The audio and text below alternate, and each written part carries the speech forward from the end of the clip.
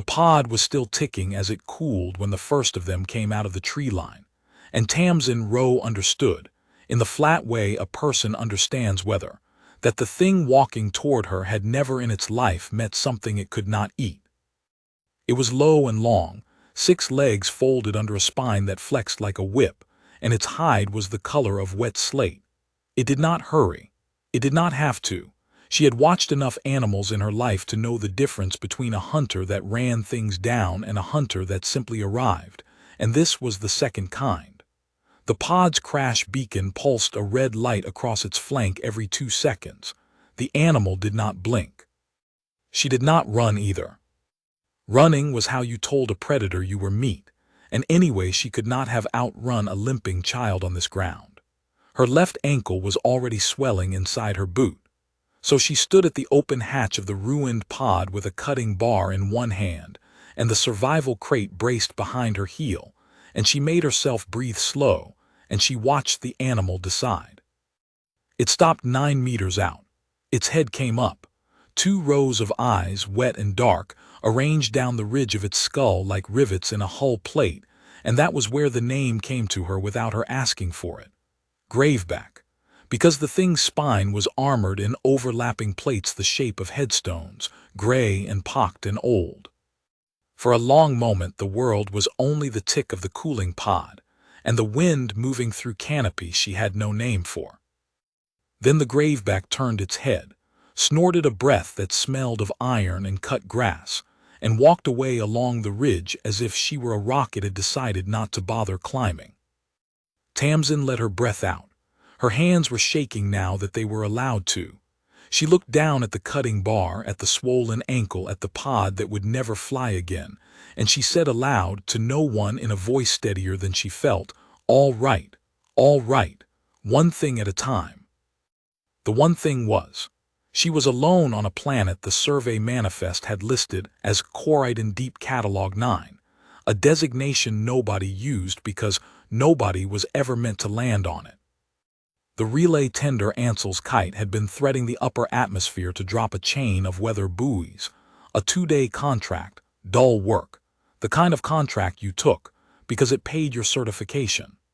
The tender had lost attitude control in a sheer layer nobody had charted, and the automated systems had done what automated systems do, which was save the expensive ship by ejecting the cheap technician. She had a vague, sick memory of the ejection pod's chute deploying, of the canopy of an alien forest coming up at her like a green fist, and then the ticking of hot metal and the animal in the trees. The tender was gone. She had watched its contrail bend, straighten, and vanish north on autopilot, carrying her tools and her bunk and her ration locker over the horizon to crash somewhere she would never walk to on one ankle. What she had was the pod's survival crate, the clothes she wore, the cutting bar, and whatever the pod's carcass still held. She had also, she reminded herself, watched an apex predator look at her and choose to leave. That had to mean something. She did not yet know what. She filed it and went to work because work was the only prayer she had ever trusted. The light was already going amber and thick. On a strange world you did not know how long the light would last, so you assumed it would leave you soon, and you were grateful when it didn't. She dragged the survival crate into the shadow of the pod's tilted hull, popped the seals, and took inventory by touch, laying each item on the lid so she could count them twice. A water reclaimer, palm-sized, good for a liter a day if she kept it clean. A folding shovel. A medkit with a bone knitter cartridge she immediately used on the ankle, gritting through the deep tissue burn as the thing sealed the hairline fracture she could feel but not see. A coil of monofilament line. A fire starter block. A thermal tarp. 12 ration bricks, which she recalculated 3 times and each time came out at 18 days if she ate like a sensible person and 12 if she ate like a scared one. A hand light, a signal mirror. The pod's emergency beacon, which was broadcasting on the survey band and would keep broadcasting for as long as its cell held, which the manual said was 90 days, and which she trusted to mean 60. 60 days. Someone would notice the tender had gone quiet. Someone would pull the flight log, see the shear layer, see the ejection, and eventually, through the slow grinding machinery of a survey company that did not like paying for recovery flights, send someone to Coride in Deep Catalog 9 to see if the cheap technician was worth the fuel. She did not let herself do the arithmetic on that word eventually. 60 days was the number she could hold. She held it. The first night taught her the shape of the place. She did not sleep in the pod. The pod was a coffin with the lid open, and worse, it still ticked and pinged as it cooled, a bright unnatural sound that carried.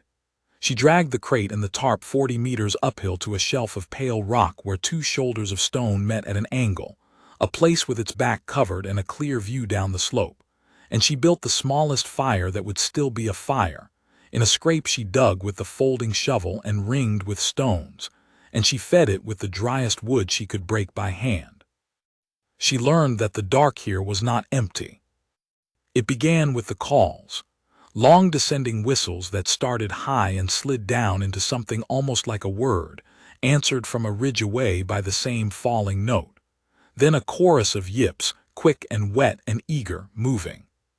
She had grown up on a farm world before she'd grown up on stations, and she knew the sound of a pack talking itself into courage. The whistles were the outriders. The yips were the pack closing the net. She put her back to the stone and built the fire up and waited with the cutting bar across her knees. They came uphill in the last blue of the dusk, and she saw them properly for the first time. Lean, deep-chested things that ran with their heads low and level, slate-rust-colored ruffs of stiff quills standing up along their necks like a mane made of nails. Coilhounds, she named them, for the way their spines coiled and released with every bound, storing the run and spending it. There were 9. They fanned as they came, the way clever pack hunters do, 3 to hold her eyes and 6 to take her flanks, and her stomach dropped because there was no flank to take here. The stone had her back, but the stone did not reach the sky, and a coilhound could clear the fire. So she did the thing that was either going to work or was going to be the last decision of her life. She reached into the fire with the cutting bar, hooked out a burning brand, and threw it, not at the pack, but out and low and rolling, into the dry litter downslope of them. And then she threw a second, and a third, working fast, seeding fire between herself and the dark they had come out of. The litter caught.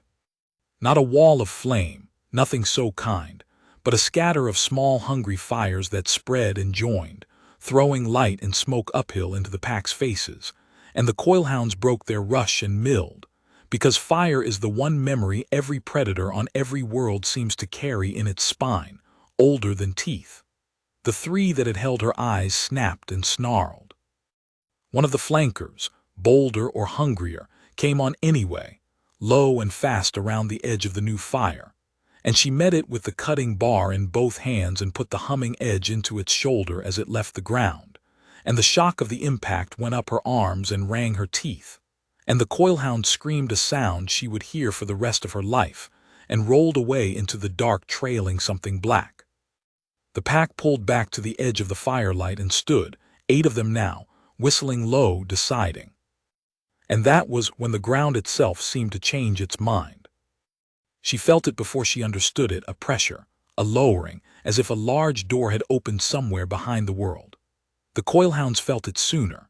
Their heads came up all at once, quills flattening, and the whistling died in their throats. From the ridge above and to her left, out of the dark where she had watched the graveback walk that afternoon, came a sound she had no word for and never found one. A long, low, grinding exhalation, felt in the chest more than heard, like a glacier clearing its throat. The coilhounds did not wait to see the shape that made it. They ran. Not the ordered fan of hunters, but the scatter of prey, spilling downhill through their own small fires, gone into the dark in the space of 3 breaths, and the whistling that came back to her from the valley now was thin and high and frightened. Tamsin stayed absolutely still against her stone. The graveback came down the ridge into the edge of her firelight, and it was bigger than she had let herself remember, a low gray weight of a thing the size of a freight sled, plates sliding over plates along its spine with a dry sound like shale on shale. It did not look at the fleeing pack. It looked at her. The 2 rows of dark eyes caught her small fire and held twin lines of it, its head lowered. She smelled iron and cut grass again, and under it something colder, mineral, like the breath of a deep cave. She did not raise the cutting bar. Some animal part of her, older than her training, understood that raising it would be the last thing she ever did, and that in any case it would be an insult, that this thing had not come down the ridge to fight her. It had come, she would decide much later, because a fire had appeared on its ridge where no fire belonged, and because a small upright creature had driven off a pack that the graveback tolerated the way a landlord tolerates rats, and it had come to see. Nothing more to see. So she let it see. She stood still and let the fire show it her face and her empty hands and the blood on the cutting bar that was not hers, and she said, quietly, because saying something was better than the silence, "I'm not going anywhere. This is mine now, this little bit." The graveback held her eyes for what felt like a year, and was probably a count of 10.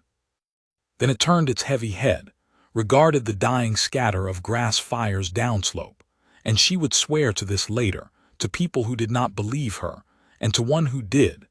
It lowered its bulk to the cooling stone at the very edge of her firelight, folded its 6 legs beneath it, laid its plated head across them facing downhill toward the valley the coilhounds had fled into, and closed the outer row of its eyes. Not the inner row. The inner row stayed open, watching the dark. It did not sleep near her.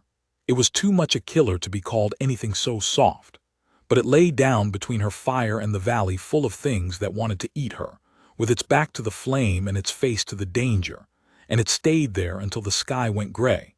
And when Tamsin finally slept for 2 stolen hours with her hand still on the cutting bar, she slept because a monster the size of a sled had decided her fire was worth lying beside. When she woke, the graveback was gone and the valley was full of bird-like cries and pale mist, and there was, 40 meters downslope where the coilhound had rolled away wounded, nothing left but a dark stain and a scatter of quills. Something had cleaned it up in the night. She chose not to think too hard about what. She named the graveback that morning, because a thing you have decided to live beside needs a name, and because naming it made it hers a little, made the terror manageable. She called him Old Iron, for the color of him and the age in his plates and the sound he made moving. Then she got up, tested the ankle, found the bone knitter had done its work, and began the second day of the rest of her life by deciding where to dig the latrine.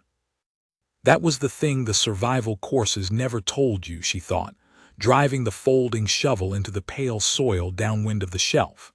They filled your head with the drama of the first night, the predators and the fire, and then they left you alone with the truth of survival, which was not drama at all. It was sanitation and water and calories and shelter in that order, done every single day whether you were afraid or not, done well or done poorly, and the doing poorly killed you slower and just as dead as the teeth did. She had not survived the night because she was brave. She had survived it because she had thrown fire in the right direction, and because a monster had a reason of its own to lie down. Bravery was a story you told afterward. Survival was chores. So she did chores. She spent that whole second day, and the 2 after it, turning the shelf of rock into something that would keep her alive past the week. She could not build much on 1 crate of tools, but she could build the right things, and she had learned long ago on the farm that the right thing built poorly beats the perfect thing left as a plan. Water first, because water was the clock on everything else. She followed the slope down at dawn, moving slow, cutting bar in hand and eyes on the tree line, and found a seep where the pale rock met a band of darker stone, water beating and running in a thread no thicker than her finger. She widened the catch with the shovel, lined it with the thermal tarp folded double to make a basin, and set the reclaimer to sip from it. 1 liter a day clean. It would do. Fire second, because fire was the one thing every animal on this world respected, and she meant to never let it go out. She would not spend the fire starter block on daily lighting. She would spend it once, and then she would keep a coal alive under a cap of ash from that day forward, banking it at night, waking it at dawn, the way her grandmother had kept the stove on the farm through winters that killed neighbors. A kept fire, she thought. Keep the fire and the fire keeps you. Shelter third. She could not move the shelf of rock, but she could close it in. She cut poles from the stiff, resinous saplings that grew along the seep, learned by ruining 3 of them, which one split clean and which shattered, and lashed a lenta frame across the open angle of the stone with monofilament, and with cordage she twisted from the long, tough grass. She thatched it with the broad, waxy fronds of a low plant that shed rain like a roof was meant to. It was not pretty. It kept the wind off and it kept the wet off, and it put a wall of woven grass between her sleeping body and the eyes in the dark, and that was all a shelter was ever for. And around all of it, over those first days, she began the wall. The wall was the thing that changed everything, though she did not know it yet. She thought of it only as sense. You did not sleep in the open on a world of teeth if you could help it, and she built it the way she built everything, badly at first and then better, a course of stacked stone knee-high across the mouth of her shelf, dry laid, each rock chosen for how it sat on the one below. She hauled the stones one at a time from the slope, 100 trips, 200, until her hands cracked and bled and healed rough. She was not building a fortress. A coilhound could clear a knee-high wall, but a wall was a line, and she had begun to understand, watching old Iron lie down that first night with his face to the valley, that on this world a line drawn and held meant something to the things that lived here. They lived by lines, the edge of a territory, the rim of a hunting ground, the place past which another animal's smell said turn back. She was drawing a line and saying, in the only language they all shared, this is kept. She saw old Iron most mornings and most dusks. He did not come into the firelight again, not those first 2 weeks, but she would catch the gray weight of him on the ridge at the edge of sight, folded down among the rocks with his plates blending into the stone, one row of eyes on the valley and now and then one row on her. She stopped pretending she did not see him. She started talking to him, not baby talk. She had no patience for that, but the flat running commentary of a person who works alone and needs a voice in the air. Rain coming, I think, she'd say, hauling a stone. 3rd day of it if that cloud means what it means at home. He never answered, of course. But his ears, set flat plates that swiveled independently, would track her voice. And once, when she dropped a stone on her own foot and swore for a long and creative minute, she was almost certain the grinding sound he made was not a threat. On the 9th day, she learned why the coilhounds had come for her so boldly, and why they did not come again.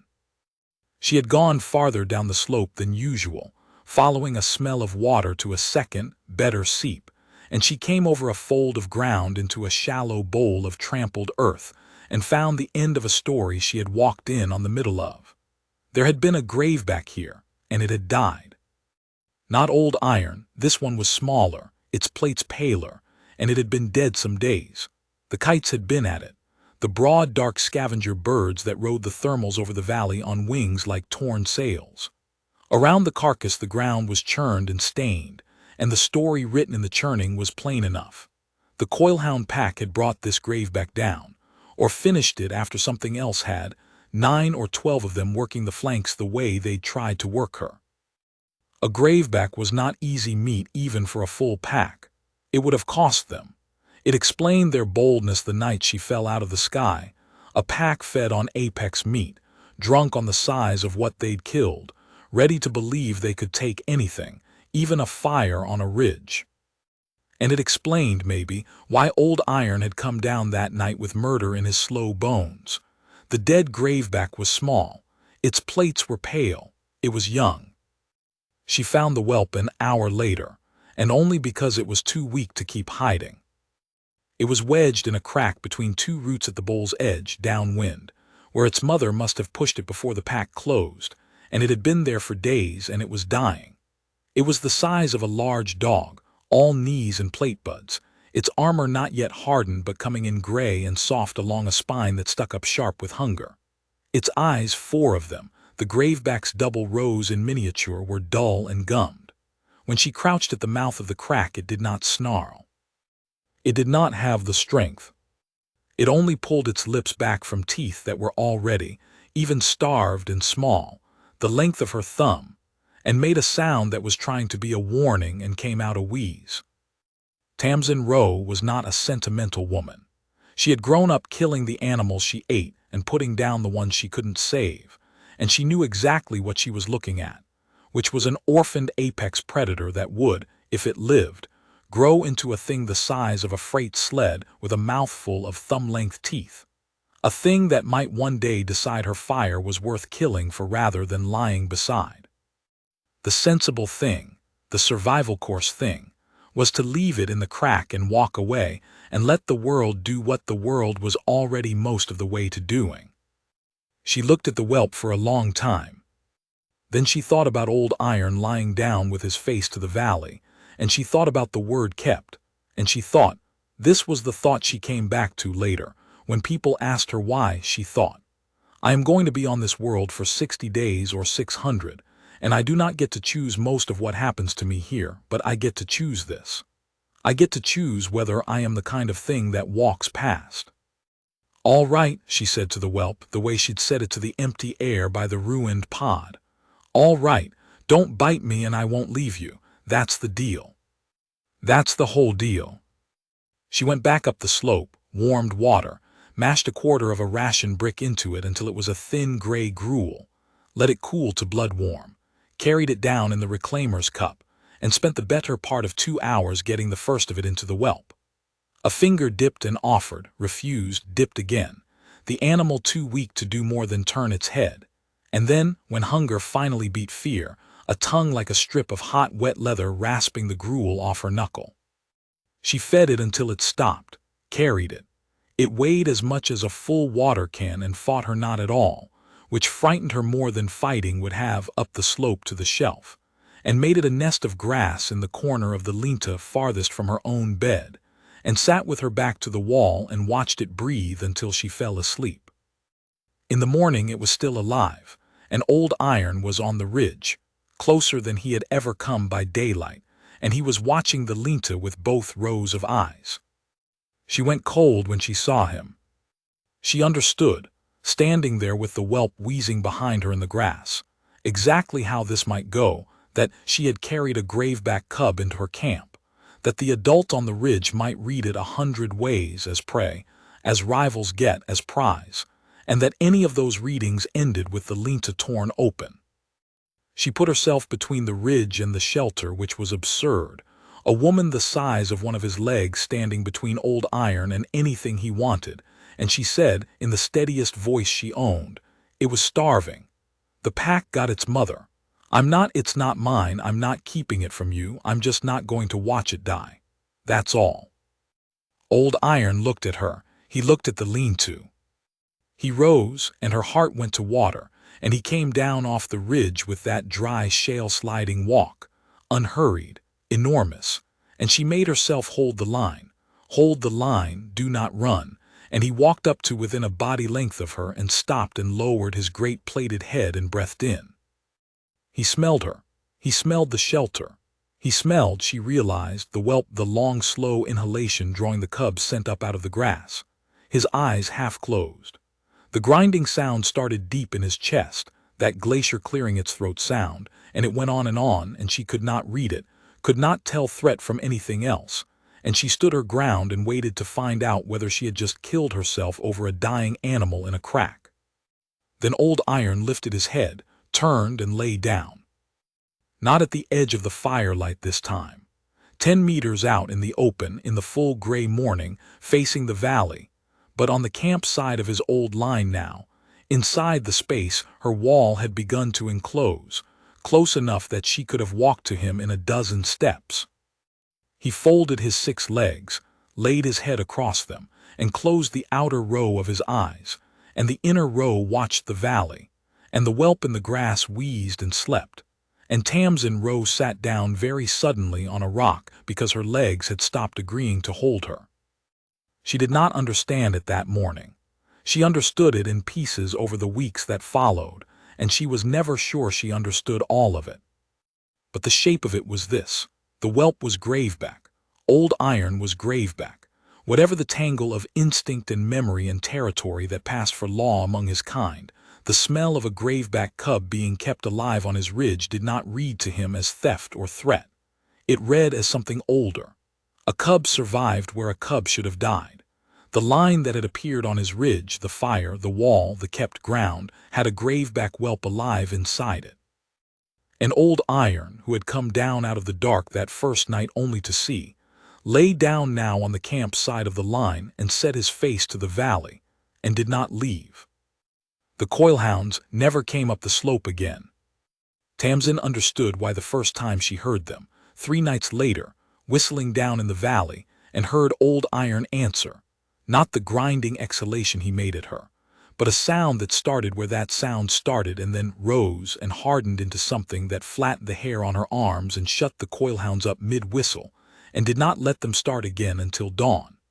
Whatever territory a lone graveback held, he was holding it around her now. She had drawn a line and he had made it his, and on the far side of it, the smaller killers of the valley learned a new rule of the world. The ridge with the fire on it belonged to old iron, and old iron did not share. The whelp lived. She called it Nub, because a strip of its spine plate had grown and stunted and blunt where it had lain starving in the crack, a permanent notch in its armor she could pick out at a distance for the rest of its life. Nub ate, and then ate more, and then ate with a bottomless, furious appetite that made her recalculate her ration math into open panic before she solved it the only way it could be solved, which was to stop feeding the whelp rations and start feeding it meat. That meant hunting, which meant she had to become something she had not been when she fell out of the sky.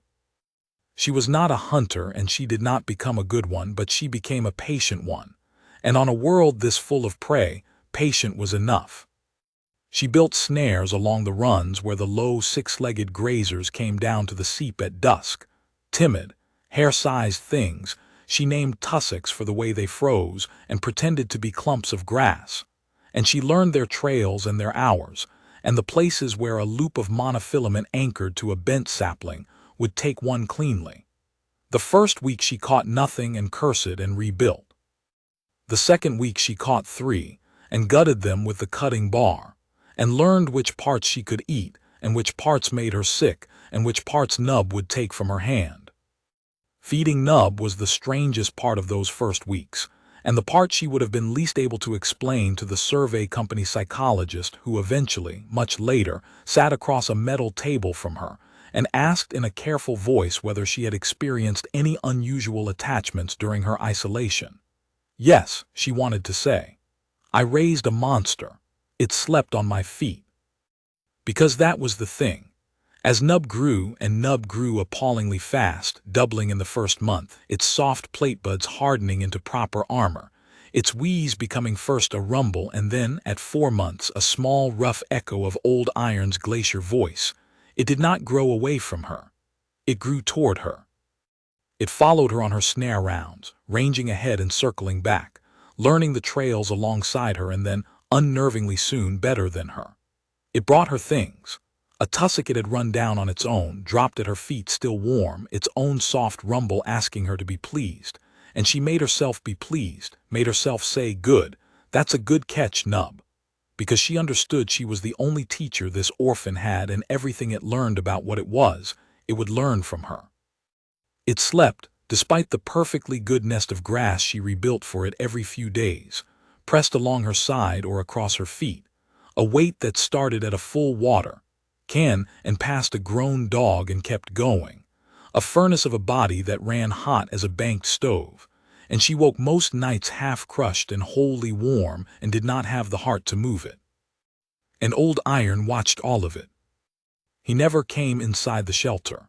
He never took food from her. She tried, once, left a whole gutted tussock on his stone at dusk as she'd have left it for a barn cat, and in the morning it was untouched and old iron was looking at it, and then at her with an expression she could only read as affront, as though she had misunderstood something basic about who fed whom.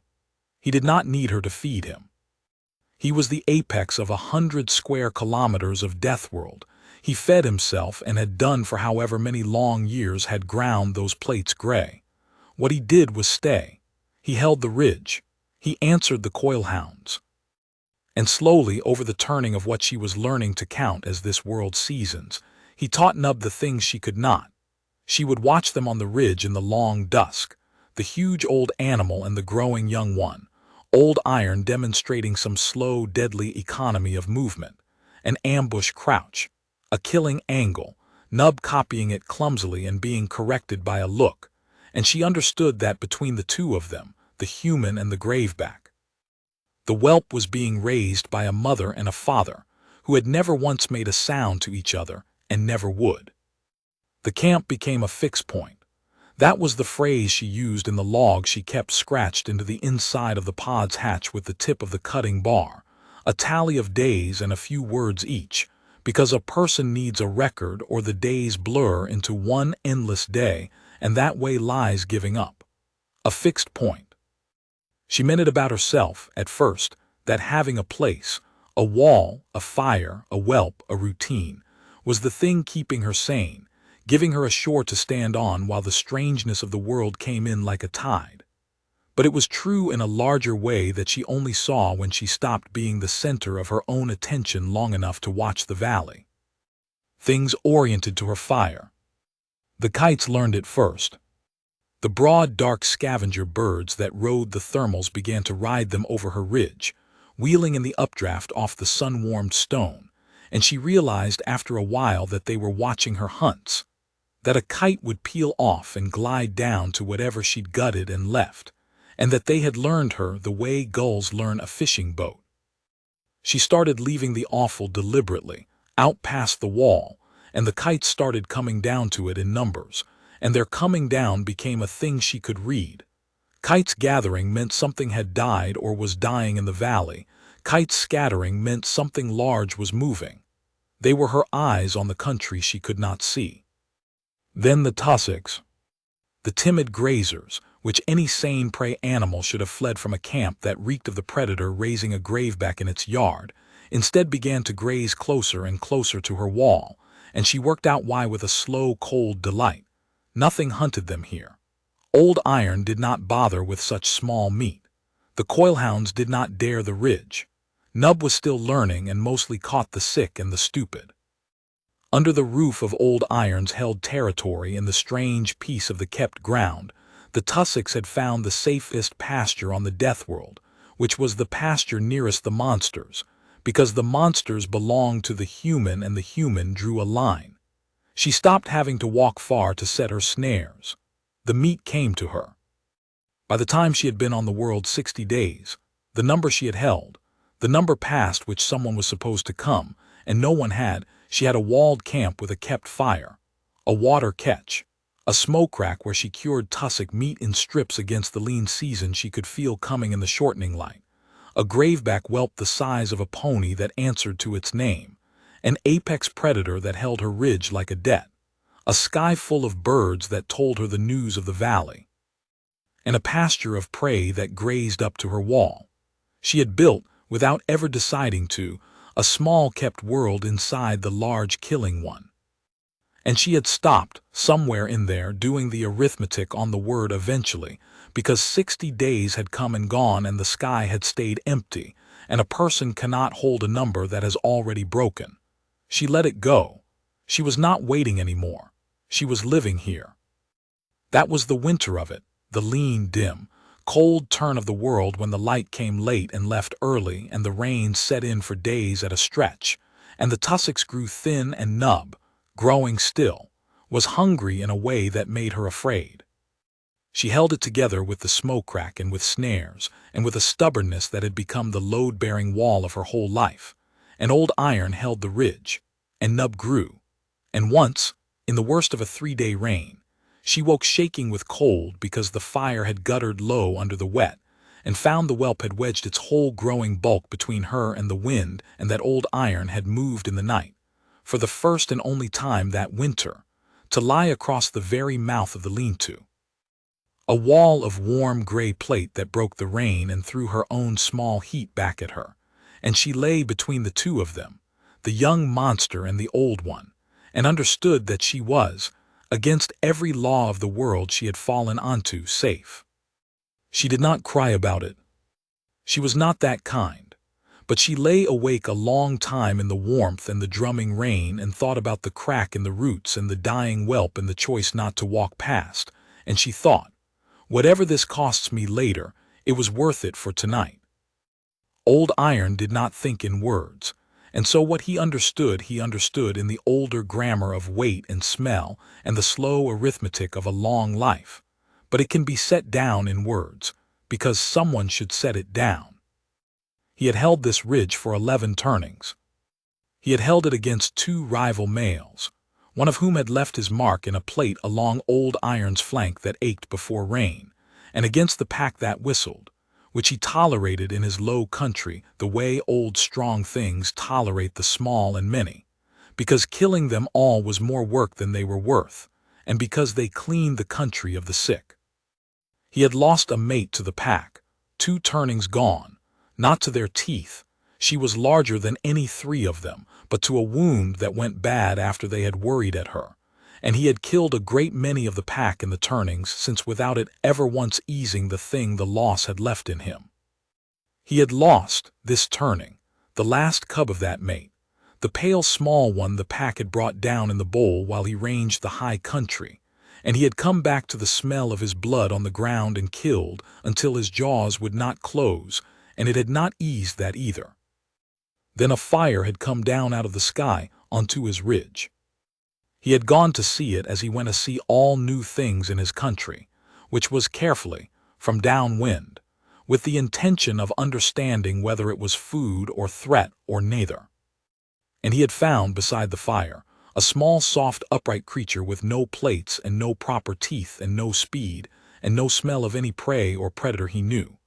A creature that by every law of the world should have been meat before the light left the sky, and it had driven off the pack with fire and a bright singing tooth it held in its forelimbs, and it had stood its ground when he came down to it, stood and made small sounds and did not run, and that not running was the thing he could not get past. Prey ran. This did not run. This drew a line and stood on it. He knew in the old grammar only one kind of thing that drew a line and stood on it against a graveback, and that kind of thing was another graveback. So he had lain down at its line, the first night, to see what it would do. And it had kept its fire and kept its ground, and then, this was the thing, this was the whole thing.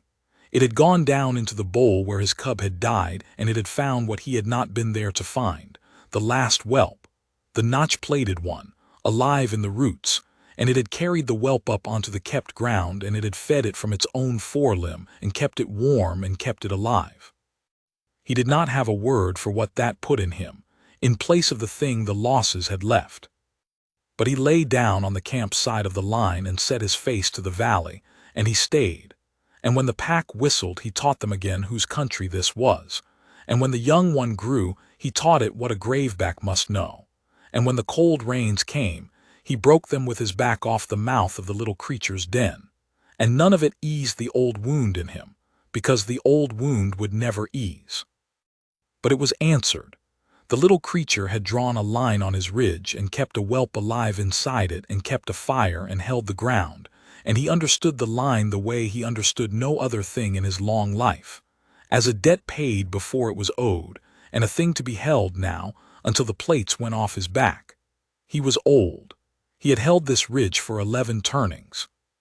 He would hold this fire until he could not, and after him the notch-plated one would hold it, because the notch-plated one had learned at the little creature's side the one thing Old Iron had not needed to teach it, which was that the fire and the small upright thing beside it were the center of the world, and the thing all strength was for.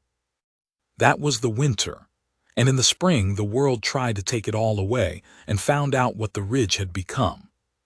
It began with the kites going up and not coming down. Tamsin had learned to read them, and on the morning the world changed she read wrong at first, because she had never seen every kite in the valley in the air at once, wheeling high and staying high, spiraling up and up on a thermal until they were specks and then gone over the far ridges. none of them peeling off to feed. She stood at the wall with a strip of curring tussock in her hand and watched the sky empty of birds and felt the wrongness of it in the back of her neck before her mind caught up. The birds were leaving. Everything that could leave was leaving. Then she felt the ground. Not old iron's arrival this time. A lower, wider tremor, continuous, felt through the soles of her boots as a faint, endless shudder, and under it a sound she first took for more rain, a hiss and roar off the low country, growing. She climbed the shoulder of stone above the shelf, the highest point she could reach fast, and looked down the long slope toward the valley she had never walked into and understood. The valley was filling.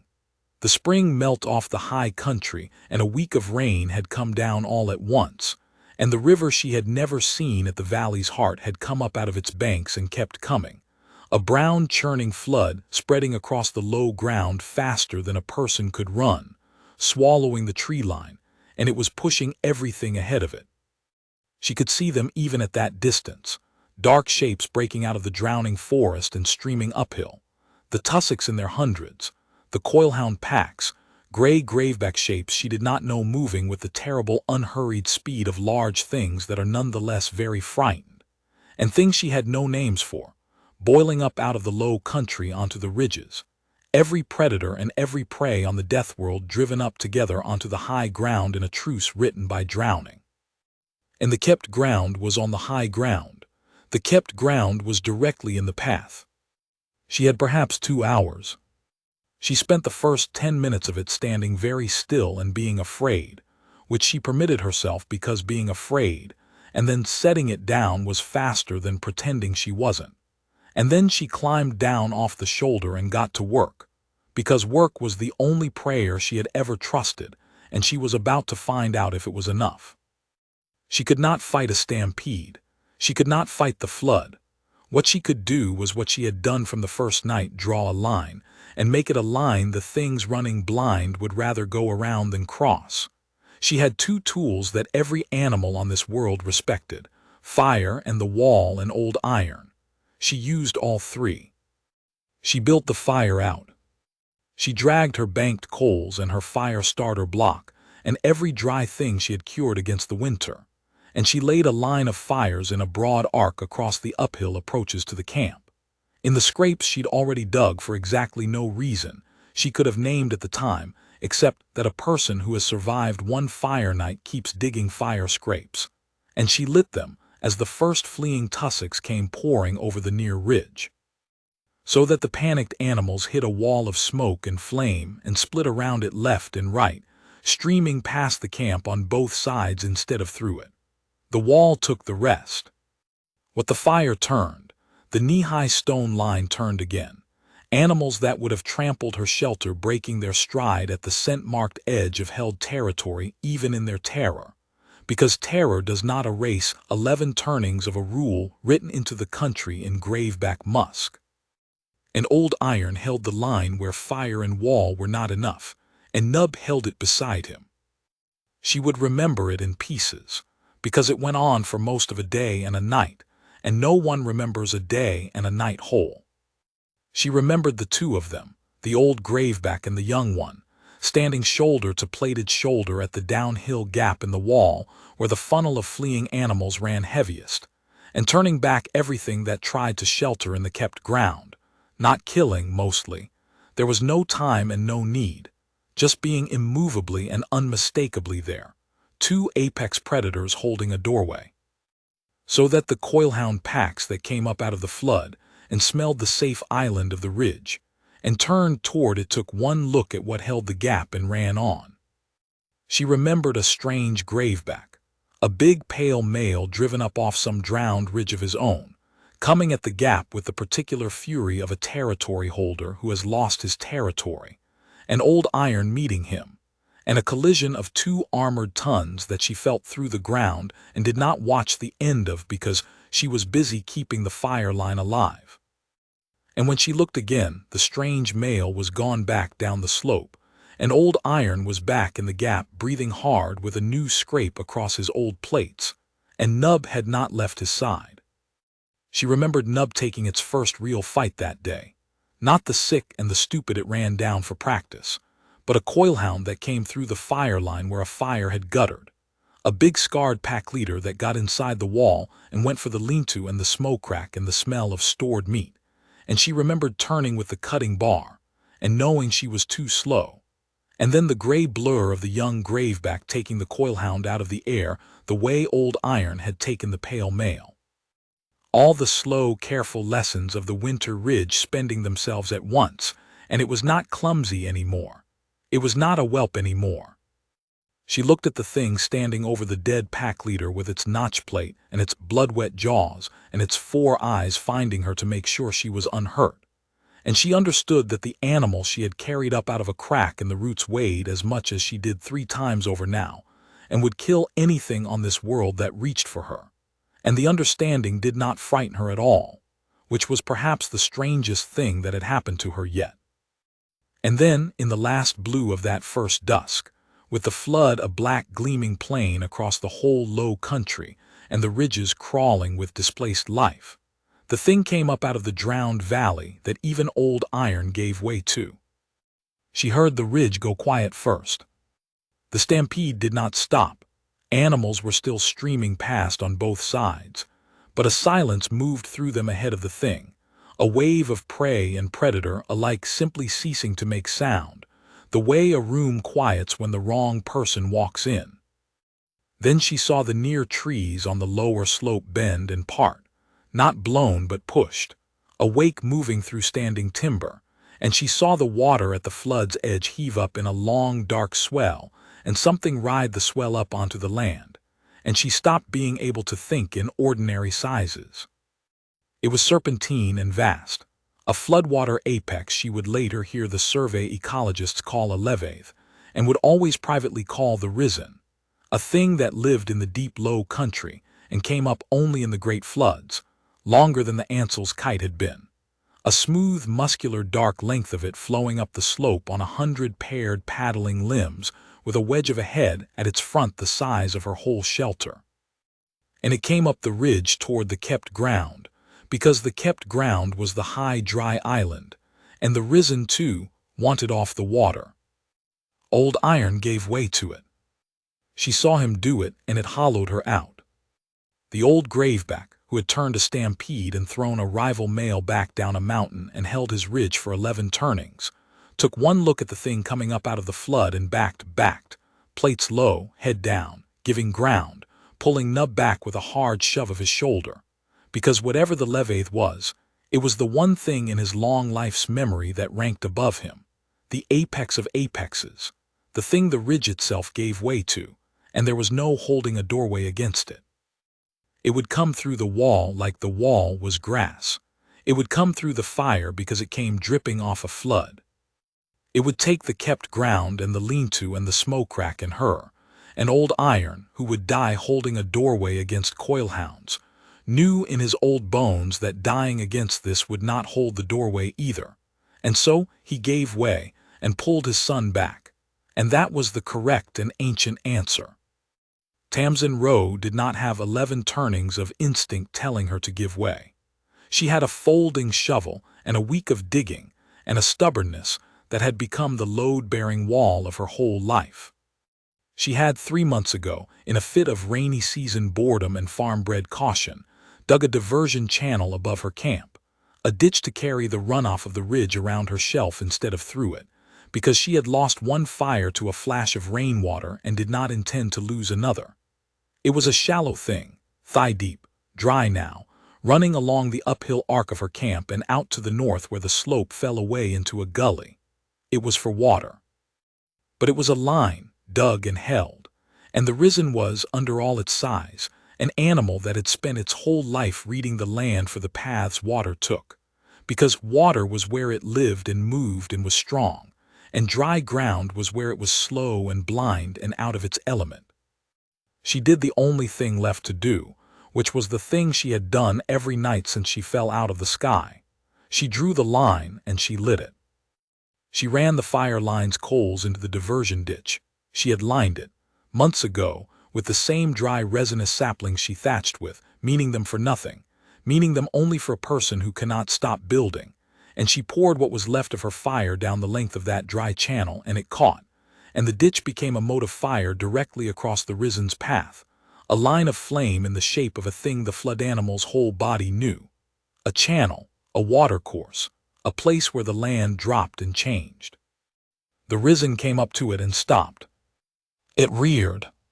She would remember the head of it above her against the last light, the size of her shelter, wet and gleaming and ancient, more eyes than she could count arranged in the wedge of its skull, and she stood at her wall below it with an empty fire starter block in her hand and nothing else, and did not run, because running was how you told a predator you were meat, and because there was, in any case, nowhere left to run. And she said the thing she always said, quiet into the roar of the flood and the fire, "Not here. This is kept, go around." The Risen did not understand her, but it understood the burning channel across its path, the sudden line where the land dropped and changed and flame ran, and it was tired, and the high ground stretched away on both sides of the little island of fire, dry ground it did not want and would not fight for, and it was, in the end, an animal that took the easy path because the easy path had kept its kind alive since before the ridge was a ridge. It lowered its great head. It turned along the line of the burning ditch, following the channel the way it had followed channels all its life, and it flowed on up the slope to the north and around the shoulder of the kept ground and away, and the ridge shuddered under the passing weight of it, and then it was gone, out into the high country where the flood could not follow, and the kept ground stood. The fire in the ditch burned down. The stampede thinned as the last of the driven animals found their way past on either side. And Old Iron came back up out of the dark where he had given way, slow, his plates scraped and his flank bleeding from the pale mail, and he stood at the gap in the wall and looked at the burned-out channel where the apex of apexes had turned aside, and he looked at the small upright creature standing at its wall with an empty block in its hand, and he made the grinding sound, the glacier voice, low and long, and it was not a threat, and it had never once been a threat, and she knew for certain now what it was, because she had earned the certainty. It was the sound a graveback made at another graveback it had decided to hold a ridge beside.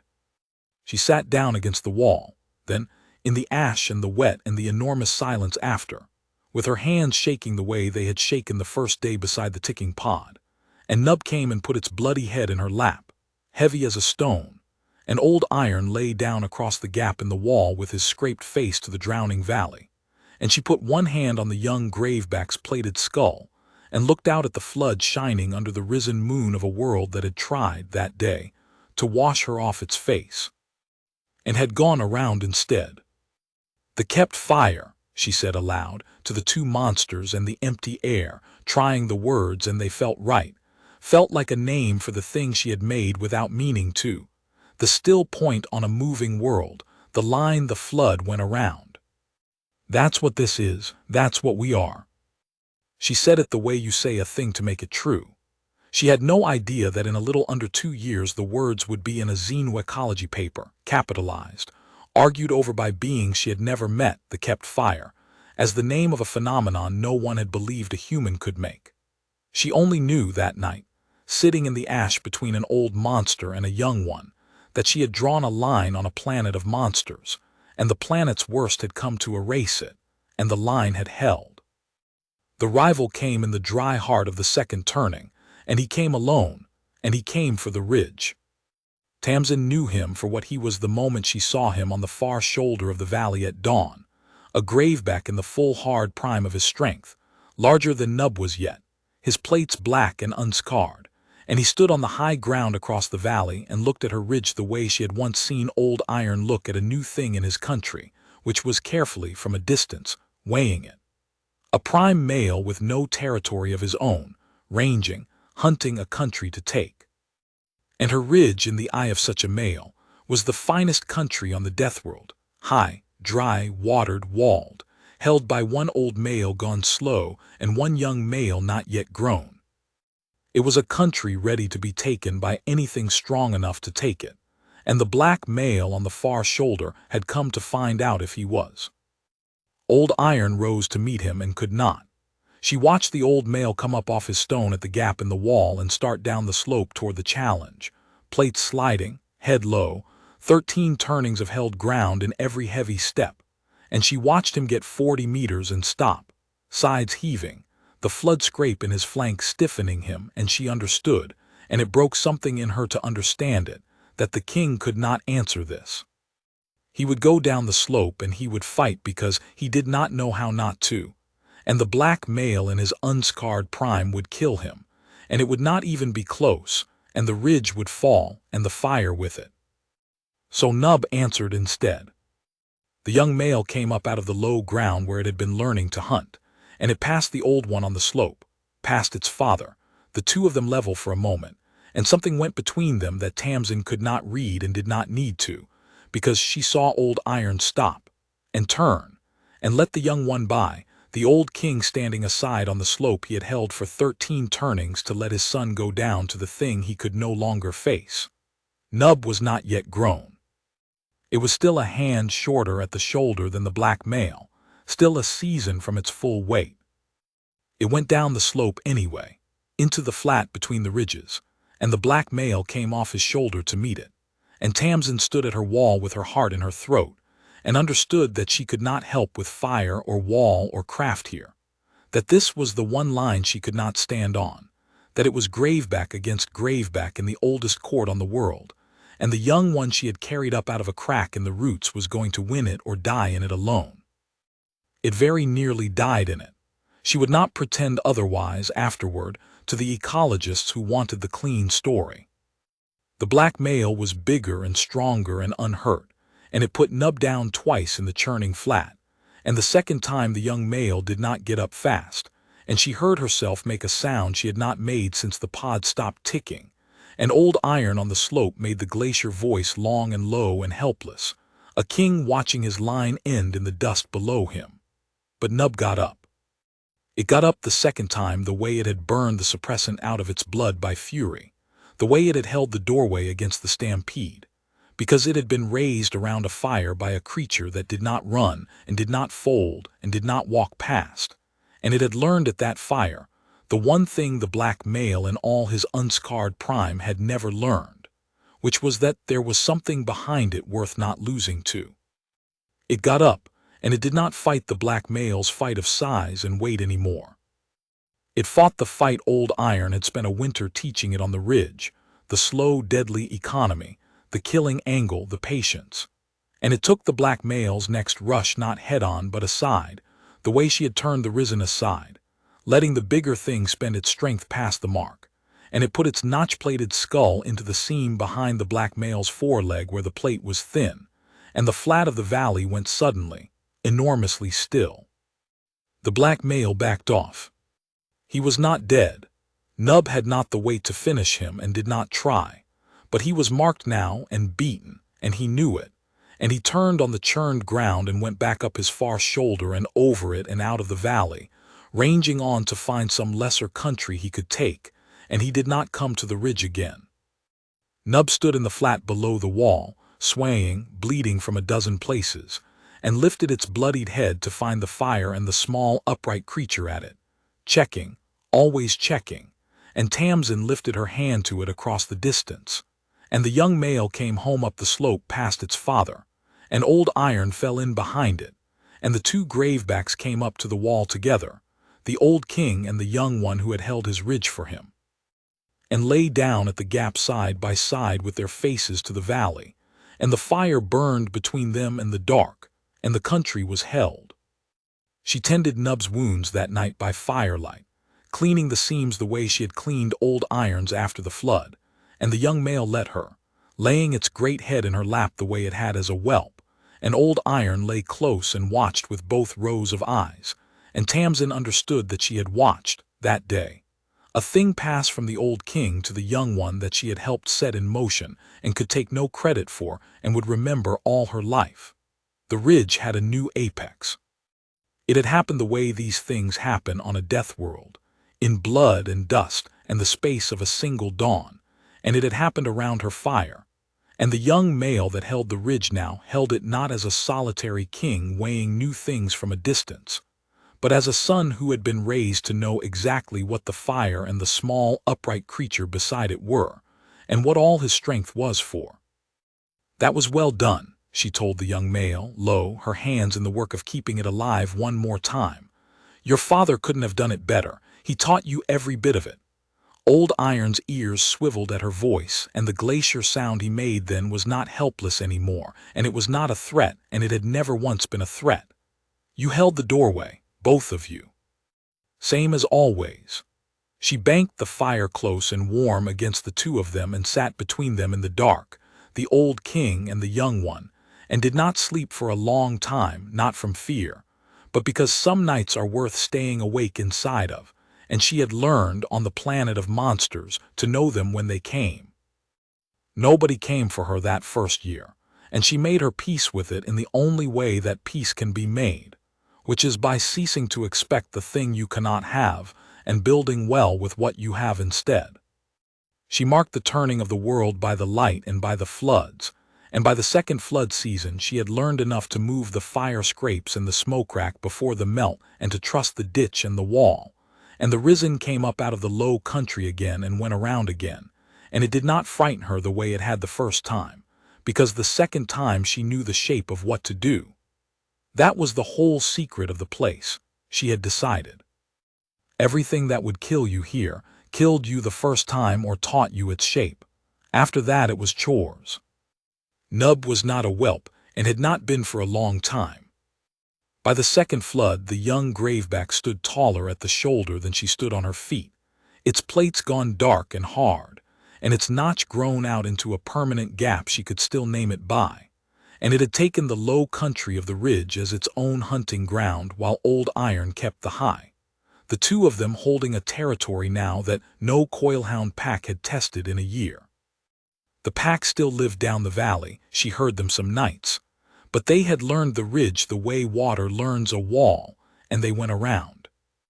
Once, in the second winter, she had come on a coilhound bitch with a litter denned in the rocks at the very edge of the kept ground, well inside the old killing line, and she had understood, looking at it, that the safest place on the death world to raise young was now the edge of the humans' territory, even for the pack that had once tried to take her, because nothing crossed the humans' line, and the coilhounds had worked that out and moved their nurseries under her wall like tenants under a hard landlord's roof. She let them stay. She was not sentimental, but she knew a well-run country when she had built one. Old Iron was slowing. She saw it and did not want to see it.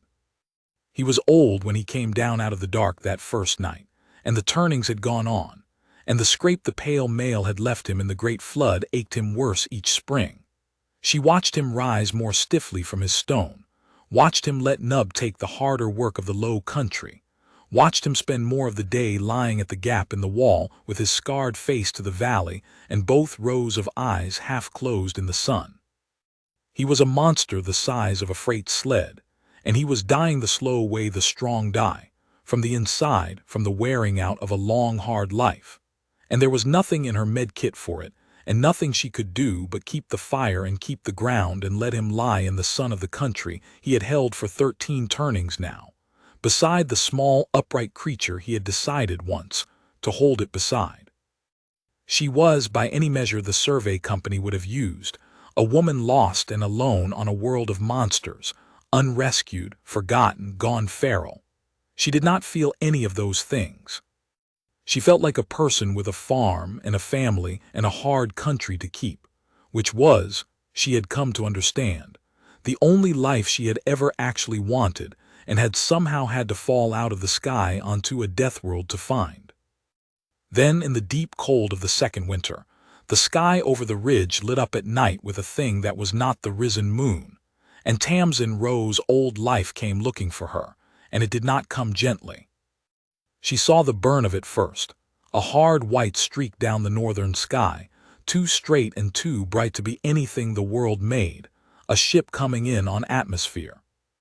Her heart did a thing she had not felt it do in a long time, a leap toward the word rescue before her head could catch it, and then her head caught it, because she had spent a year and a half learning to read the country, and she read this too.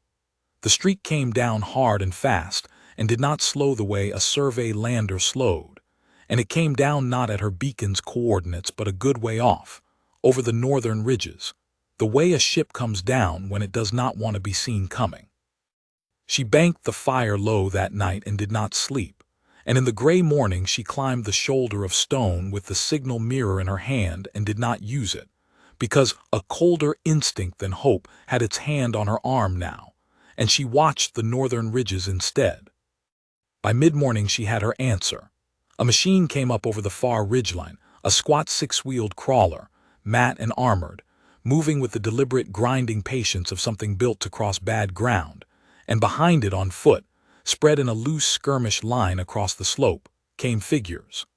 Tall figures, taller than a person, gray carapaced, moving with a jointed insect economy, each of them carrying a long instrument she did not need a closer look to name.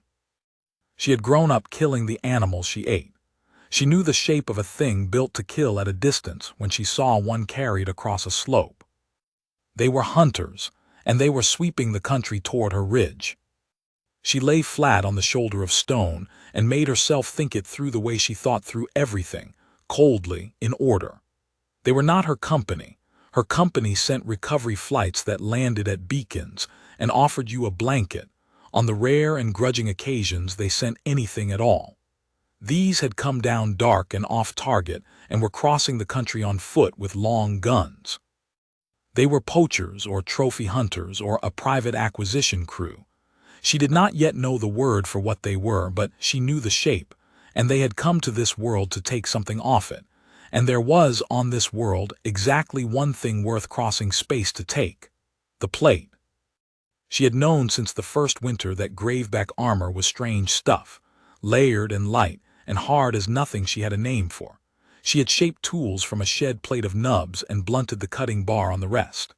If it was worth shaping into a tool for her, it was worth a fortune to somebody who did not have to fall out of the sky to get it. And the finest, oldest, thickest plate on the whole ridge rode the back of a slowing old male lying in the sun at the gap in her wall. They had come to kill old iron. They just did not know yet that there was anything in the way. She got down off the shoulder of stone and she thought about what she had, which was a cutting bar, a folding shovel, a snare-maker's coil of monofilament, a walled camp, a kept fire, an old dying apex predator, and a young one in the prime of its terrible strength. And she thought about what they had, which was a crawler and a skirmish line of carapaced hunters with long guns, and she understood that in any straight reckoning of force she and her family were going to lose. So she did not plan for a straight reckoning of force. She planned the way she had planned against the flood. She would not fight the thing coming. She would make the ground fight it. She would draw a line, and she would make crossing it cost more than these hunters had come prepared to pay, and she would use the one thing they could not have accounted for, because it was not written in any survey record or any hunter's brief, because no one had ever built it before. She would use the kept fire. She would use the fact that on this ridge, alone in all the known galaxy, a human had made a place that the apex predators watched. Junior Assessor Neth had been told the world was empty, and by the third day on the ground, Neth had stopped believing anything the acquisition brief said.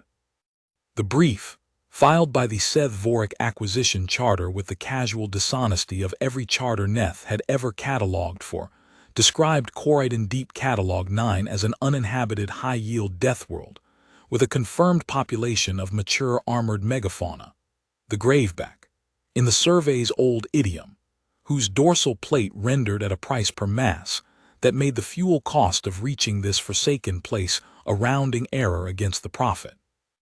The brief said the plate could be harvested from a single mature male in under a day. The brief said there were no complications. The brief, in the section headed Prior Human Presence, noted a derelict survey beacon still broadcasting on a deadband, flagged it as salvage of negligible value, and moved on. The brief did not mention that the beacon was still being tended. Neth had seen it on the second day, when the skirmish sweep crossed the northern ridges, and had said nothing, because a junior assessor did not volunteer observations to Hunt Master Voric that complicated the timeline. But Neth had seen it. Down in the wooded fold below the crawler's track, the derelict pod the brief had promised, and beside it, tended, a scratched tally of marks on the inside of the open hatch, hundreds of them made by a hand recent. Beacons did not keep tallies. Neth had filed the observation in the private cache where a careful assessor kept the things that would matter later, and had walked on, and had begun, without admitting it, to be afraid. By the third day the fear had a shape, and the shape was the ridge.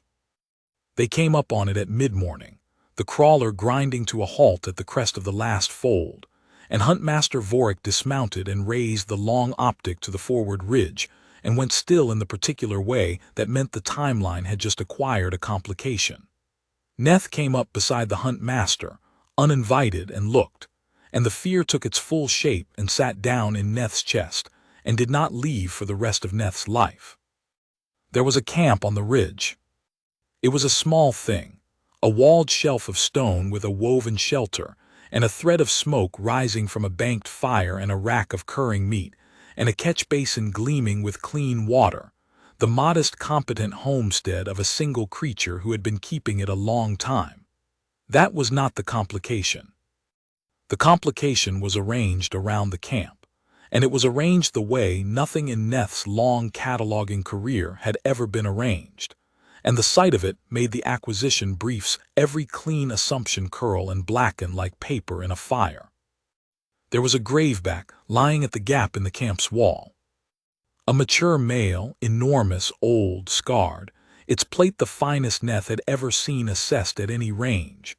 The target, the whole reason for the charter, the fortune the brief had promised, and it was lying down inside the creature's wall, with its scarred face to the valley, in the posture of a thing on watch. There was a second graveback, younger, in the low ground below the camp, and it was not lying down.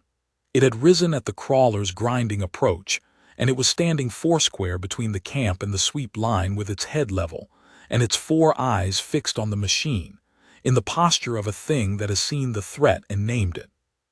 And on the shelf at the fire, moving among the 2 apex predators with the unhurried ease of a creature entirely unafraid, small and soft and upright and plateless, was a human. "There's your prior presence," said Vorik, and lowered the optic, and made the clicking underhum that passed for amusement among the savant. "A stray, one of theirs gone feral. The survey lost a technician here. It's in the beacon log if anyone had read it."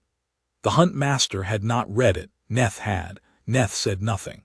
2 turnings alone on a death world, and it's built itself a little nest and made pets of the local vermin. Pathetic. There'll be a finder's fee from its charter probably if it's still alive when we lift. Assessor, log it. 1 human, salvage grade, and the male's hours by dusk. Neth did not log it as salvage grade.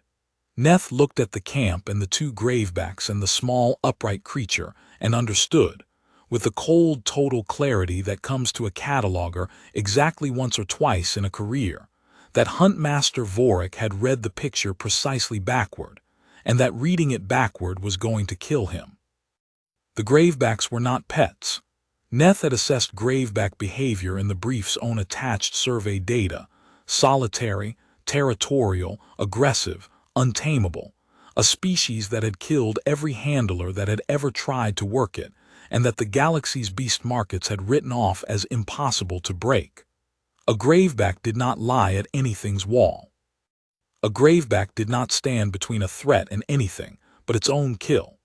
And yet here were 2 of them arranged around a plateless, soft-bodied creature, in exactly the postures Neth's own cataloging taxonomy reserved for one thing only, the rarest and most defended configuration in all of xenoethology: a bonded pack in guard formation around a den dominant. The human was not the graveback's stray pet. The human was the thing the gravebacks were guarding. "Huntmaster," Neth said, and heard the fear in its own voice and pushed on anyway, because some things must be said even by a junior assessor. "I would advise against the approach. The behavioral configuration is anomalous. The animals are in a defensive posture around the human. I don't think they'll—" "The animals," said Vorik, without turning, checking the charge on the long gun with the offhand competence of a killer who had never once in his life been the one in danger, are animals. It's a soft skin with delusions and two beasts too old and too young to matter. Ready the immobilizer rounds for the young one, a live graveback juvenile with a proven tolerance to soft body handling is worth more than the old male's plate. The beast markets have been trying to break that species for 40 turnings, and this stray's done it for us. We take the young one alive, we take the old one's plate, and we take the human for the fee. 3 yields off 1 ridge. The underhum again. Log that, assessor. Best day this charter's had in a turning. And so they went up the ridge to take the family apart, and Junior Assessor Neth went with them, because a junior assessor had nowhere else to go, and carried in the private cache behind its eyes the growing certainty that it was walking up a slope toward the single worst decision it had ever witnessed a savant make, and that it was going to survive the day for exactly one reason, which was that it had had the sense to be afraid. They came up the last of the slope in a loose line, 6 of them and the crawler, Vorik at the center with the long gun cradled, and the human at the fire straightened and turned and watched them come, and did not run, and did not raise a weapon, and did not, as far as Neth's practiced eye could read across the closing distance, register any fear at all. It simply stood at its wall, between its fire and its 2 beasts, small and plain and steady, and waited for them to arrive, the way a landholder waits for a creditor it has already decided how to answer. 20 paces out, Vorik stopped the line and raised the flat of one hand in the universal gesture of a strong thing telling a weak thing to be still, and pitched its voice through the crawler's translator, so the words came out in the human's own tongue, flat and clicking, and vast with condescension. Stray, you've done well to live. We're taking the beasts and we'll take you off this world for a fee to your charter. You'll see your own kind again, which is more than you'd earn on your own. The underhum. Stand aside from the old one and call the young one to heel. Do that and you ride home. Get in the way of the acquisition and you stay here in the dirt with the vermin you've been playing house with. Choose quickly. I have a schedule. Neth watched the human take this in. Watched the plain soft face across the 20 paces of ash and stone, consider the 6-armed savant and the crawler and the long guns. And consider, this was the thing Neth would testify to later, in the proceeding that ended the Seth Vorik charter and struck Huntmaster Vorik's name from every registry in the sector. Consider not its own danger at all, but something else, something past them, up the slope, where the old male lay at the wall with its scarred face lifting now toward the voices, and where the young male below had begun, very slowly, to lower its head. The human looked back at Huntmaster Vorik, and it spoke, and the translator carried it, and it was not a plea and it was not a boast. It was the flattest, quietest statement Neth had ever heard a soft body make, the voice of a creature stating a fact it did not expect to have to state twice. You should go back to your ship. Vorik laughed, the full open click-end hum of savant contempt. Should I? You're standing inside the wall, the human said, in the same flat, quiet voice, and did not point, did not gesture, only said it, the way you tell someone their footing is bad before it gives. It's kept ground. Nothing crosses the wall. They don't know you're not vermin and they don't care. You cross the line 20 paces back, and the only reason you're still standing there is that I haven't moved yet. A pause. The smoke rose. The old male at the wall was fully up on its scarred legs now, and the young one below was in the crouch Neth's own taxonomy called the terminal set, the last stillness before a graveback spends everything it has. Go back to your ship and don't come to this ridge again, and you get to keep telling this story. That's the deal. That's the whole deal. I'm only going to say it once. Huntmaster Vorik did not go back to the ship. Neth had known he would not. A savant huntmaster with a schedule and a crew watching did not withdraw from a soft body's warning. The culture that had bred Vorik would rather he died than flinched, and in the space of the next 30 seconds it arranged for both. Vorik gestured, 2 clawed fingers, the signal for the immobilizer, and the crewer on the left flank raised the long capture gun and put its sight on the young graveback in the low ground and fired. and the round crossed the 20 paces with a flat concussive cough, and struck the young male below its foreleg where the plate was thin, and dumped into it a dose of neural suppressant calibrated to fold a full-grown graveback at the knees. It did not fold the young male at the knees.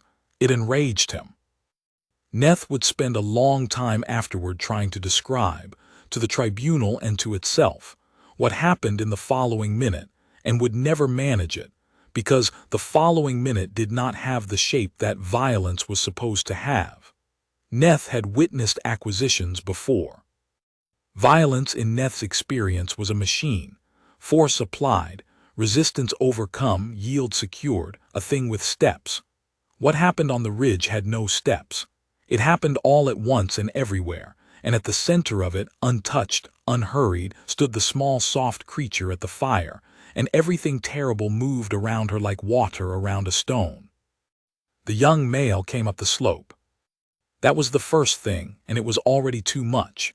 A dark armored ton of predator crossing the low ground in 3 bounds that ate the distance the sight lines had promised was safe, and the flanking crewer got off no second shot before the young graveback was on it, and Neth looked away. And when Neth looked back, the crewer and the capture gun were 2 separate distances down the slope, and neither was moving. And that was only the young one, the one they had shot, the one full of enough suppressant to drop it, spending the drug and its own fury together the way it had spent its lessons in the flood, and refusing to fall. The old male was worse, because the old male was not fast, and did not need to be. Old Iron came off the wall. He did not bound. His flood-scraped legs would not bound. He simply rose to his full, low, enormous height at the gap in the wall where he had lain on watch for 13 turnings, and he came forward into the line of hunters at a heavy grinding walk, plates sliding on plates, and he did not hurry and he did not swerve, and the long guns came around and fired into him, and it did not matter.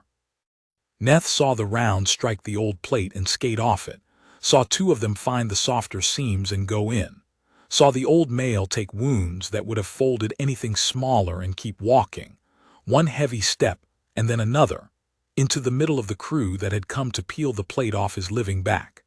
And then Old Iron was among them, and the long guns stopped firing, because there was no longer any safe direction to fire.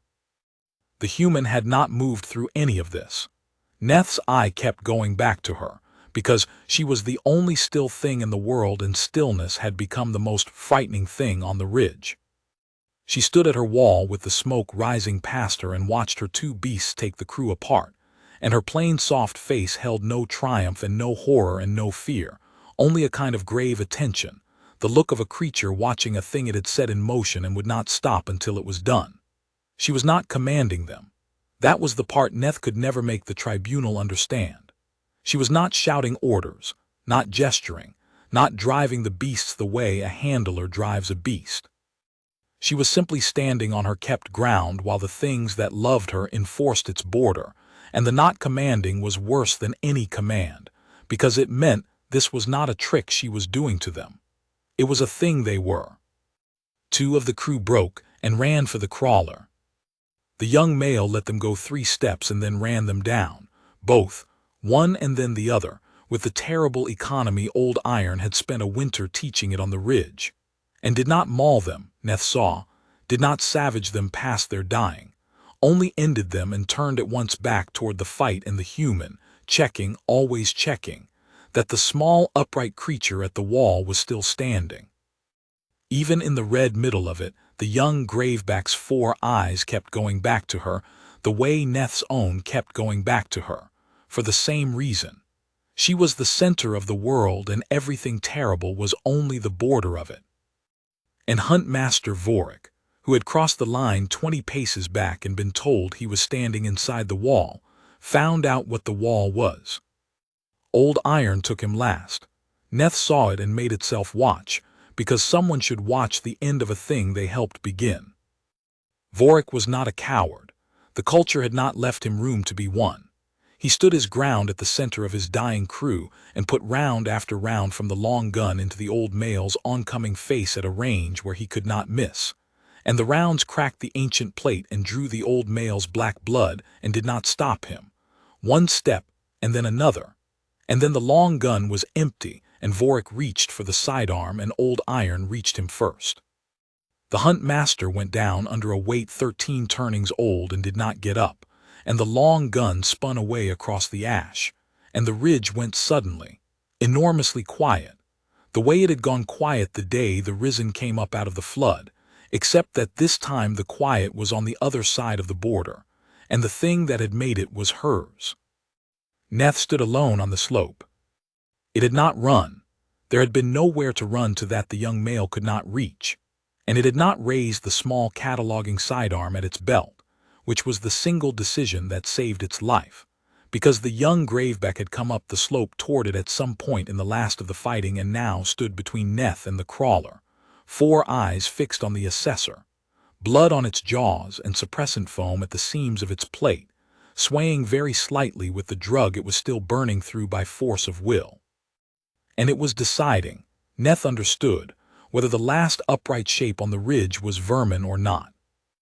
Neth, the human's voice flat and quiet across the ash. Neth startled that she knew its name, then remembered the translator had carried Vorik using it, then understood that this creature missed nothing, had never missed anything, had catalogued the 6 of them the way Neth catalogued worlds. You told him not to come up here, I heard you. A pause. The young male did not move. Did you fire at either of them? Tell me true. They'll know if you're lying and I'll believe them over you.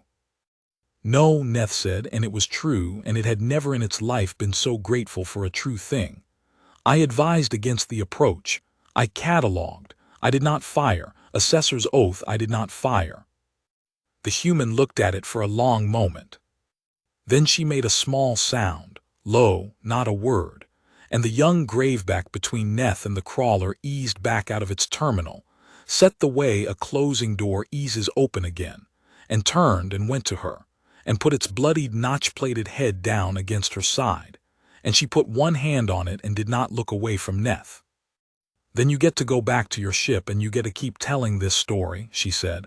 Same deal I gave him. He crossed the wall. You didn't. Take the crawler. Leave the guns.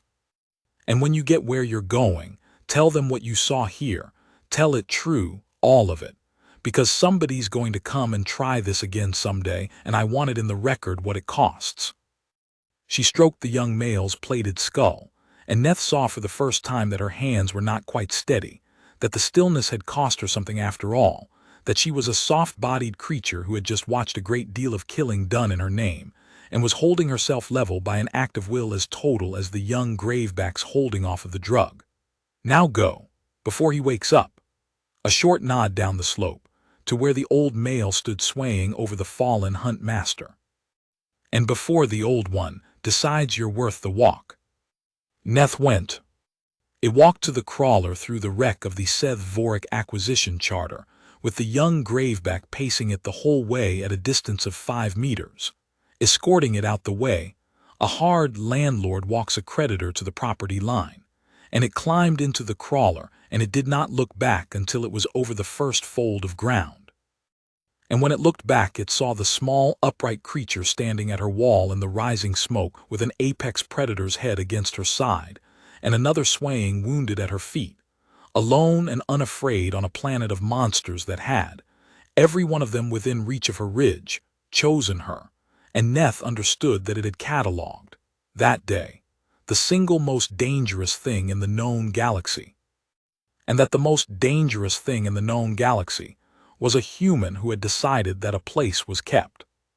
But the day had cost her, and the cost was Old Iron. The old male did not fall in the fight. He was too much himself for that. He stood over the dead hunt master while the crawler ground away over the fold of ground, and he stood at his gap in the wall while Tamsin walked the ridge in the settling silence and made herself look at all of it, the way she had made herself look at the whelp dying in the crack, because looking away was a thing other people did, and she had stopped being able to afford it a long time ago. Then, when the counting was done and the ridge was hers again and the smoke was going thin, Old Iron turned to go back to his stone, and his hind legs did not answer, and he went down. She was there before she decided to move. She got to him and put her hands on the old plated shoulder and felt the tremor running through the whole enormous frame of him. And she saw where the long gun rounds had found the seams, 3 of them, gone in deep along the softer channels between the plates, 1 high in the chest and 2 low along the flank where the pale male's old scar had already thinned the armor. Black blood welled slow and steady out of all 3, and she knew wounds. She had gutted 1,000 tussocks and put down animals past saving on the farm before she could read. And she knew as she knelt there with her hands on the old monster that this was past her medkit and past her hands and past anything but sitting with him while it happened. She did not lie to him. She had never once spoken baby talk to any of them, and she did not start now. "You held it," she said low, with her forehead against the cool old plate of his shoulder and her hands pressed to the worst of the wounds where the slow blood came through her fingers. "You held the doorway. You held it your whole life. It's held. You can put it down now. I've got the rest." Old Iron lived 4 more days. She did not leave him for any of them. She banked the fire close and dragged her bed of grass out to where he lay at the gap in the wall, and she brought him water in the reclaimer's cup, which he would not take, and she brought him a fresh-killed tussock, which he would not take, and in the end she stopped trying to make him do the things the living do and simply stayed, which was the only thing he had ever wanted from her anyway. She kept the wounds clean. She kept the kites off him, though the kites, strangely, did not come. They rode their thermals high over the ridge those 4 days and did not once come down, as though even the scavengers of the valley understood that this particular death was not theirs to attend. And Nub stayed. The young male, who had burned a full dose of graveback killing suppressant out of its own body by fury, and would not eat and would not sleep, lay down on the old one's other side, plate against plate, the way it had slept against Tamsin's side as a whelp, and it stayed there 4 days, and the 2 gravebacks breathed slower and slower together in the dark, while the small, upright creature knelt between them with her hands in the old one's blood. On the 4th night the wind came around cold off the high country, and Old Iron lifted his scarred head one last time and set his face to the valley, both rows of eyes open, the way he had lain the first night she ever saw him, watching the dark for the things that might come out of it toward her fire. And Tamsin understood what he was doing, and she got up off her knees and built the fire high, higher than she had built it in 2 turnings, a real blaze throwing light and heat, and the crack and spit of good dry wood out across the whole shelf of stone, so that the last thing the old male watched over was the fire he had chosen to lie beside on a night that felt very long ago now, burning bright and kept in hers. He watched it until the middle of the night. Then his head came down, slow, and settled across his folded legs, and the inner row of his eyes closed last, and the glacier voice let out one final long grinding exhalation that she felt in her own chest more than heard, and Old Iron, who had held a ridge for 13 turnings and a fire for 2, was gone. She did not cry. She was still not that kind, and anyway crying was a thing you did when there was nothing to be done, and there was, even now, something to be done, because that was the mercy and the curse of the life she had built. There was always something to be done. She sat with him until the fire burned down to the coals she would keep alive tomorrow, and the day after and every day after that. Then she got up, in the gray before the dawn, and she took the folding shovel that had dug the latrine and the water catch and the diversion ditch that turned the risen aside, and she began, alone, on one ankle grown strong and 2 hands grown hard, to dig a grave big enough for a monster the size of a freight sled. It took her 3 days. Nub helped in the end. The young male watched her dig for half of the first day, and then seemed to understand the shape of what she was doing, and began to move earth with its own great forelimbs, clumsy and enormous, and between the 2 of them, the human and the young graveback, they opened the ground on the high shoulder of stone above the camp, the highest point on the ridge, the place with the long view down the whole valley, and they laid the old male in it with his scarred face to the low country he had held. And they closed the ground over him, and Tamsin set the largest of the pale, flat stones she had once meant for her wall over the place, and did not carve anything on it, because there was no word in her language or his for what he had been to her. And a stone with the wrong word on it was worse than a stone with none. She thought that would be the end of it. She thought the ridge would empty now that the old apex was gone, that nub, grown and lordly and in the prime of its strength but young, would be tested by the country the way old iron had once been tested, that the coilhound packs would come back up the slope to try the new order, that the strange displaced gravebacks driven through by the floods would come to take a dead king's territory. And she was right that they came. She was wrong about what happened when they did. The young male held the ridge. Of course it held the ridge. She had watched it hold a doorway against a stampede and run down a hunt master's crew and burn a killing dose of drug out of its own blood by will. But it did not hold the ridge the way old iron had held it, alone, a solitary king tolerating the small and many. It held the ridge the way it had been raised, which was around the fire, around her, and the difference remade the whole country of the ridge in a single turning. Because Nub had been raised in a pack of 3, a human and an old male and a young whelp, and having been raised in a pack, it wanted one, and it built one out of the country the way she had built a camp out of a survival crate. The coilhound bitch that had denned her litter under the wall in the second winter did not flee the young male. She had raised her pups in the shadow of his growing, and her pups had grown alongside him, and when Nub took the ridge the coilhounds did not test him. They fell in with him, the pack that whistled and the graveback that was raised by a human folding into a single strange hunting order that had never existed on the death world, or, as far as the ecologists who came later could determine, on any world at all. An apex predator and a coarser pack, hunting the low country together, holding the high country together, and orienting, all of them, every dusk, back to the fire on the ridge and the small upright creature who kept it. Tamsin watched it happen over that turning and understood slowly that she had not just survived on the planet of monsters. She had, without ever once intending to, become the thing the monsters were organized around. The kept fire had been a place, at first, a still point she made to keep herself sane. Then it had been a truce, a line the flood went around.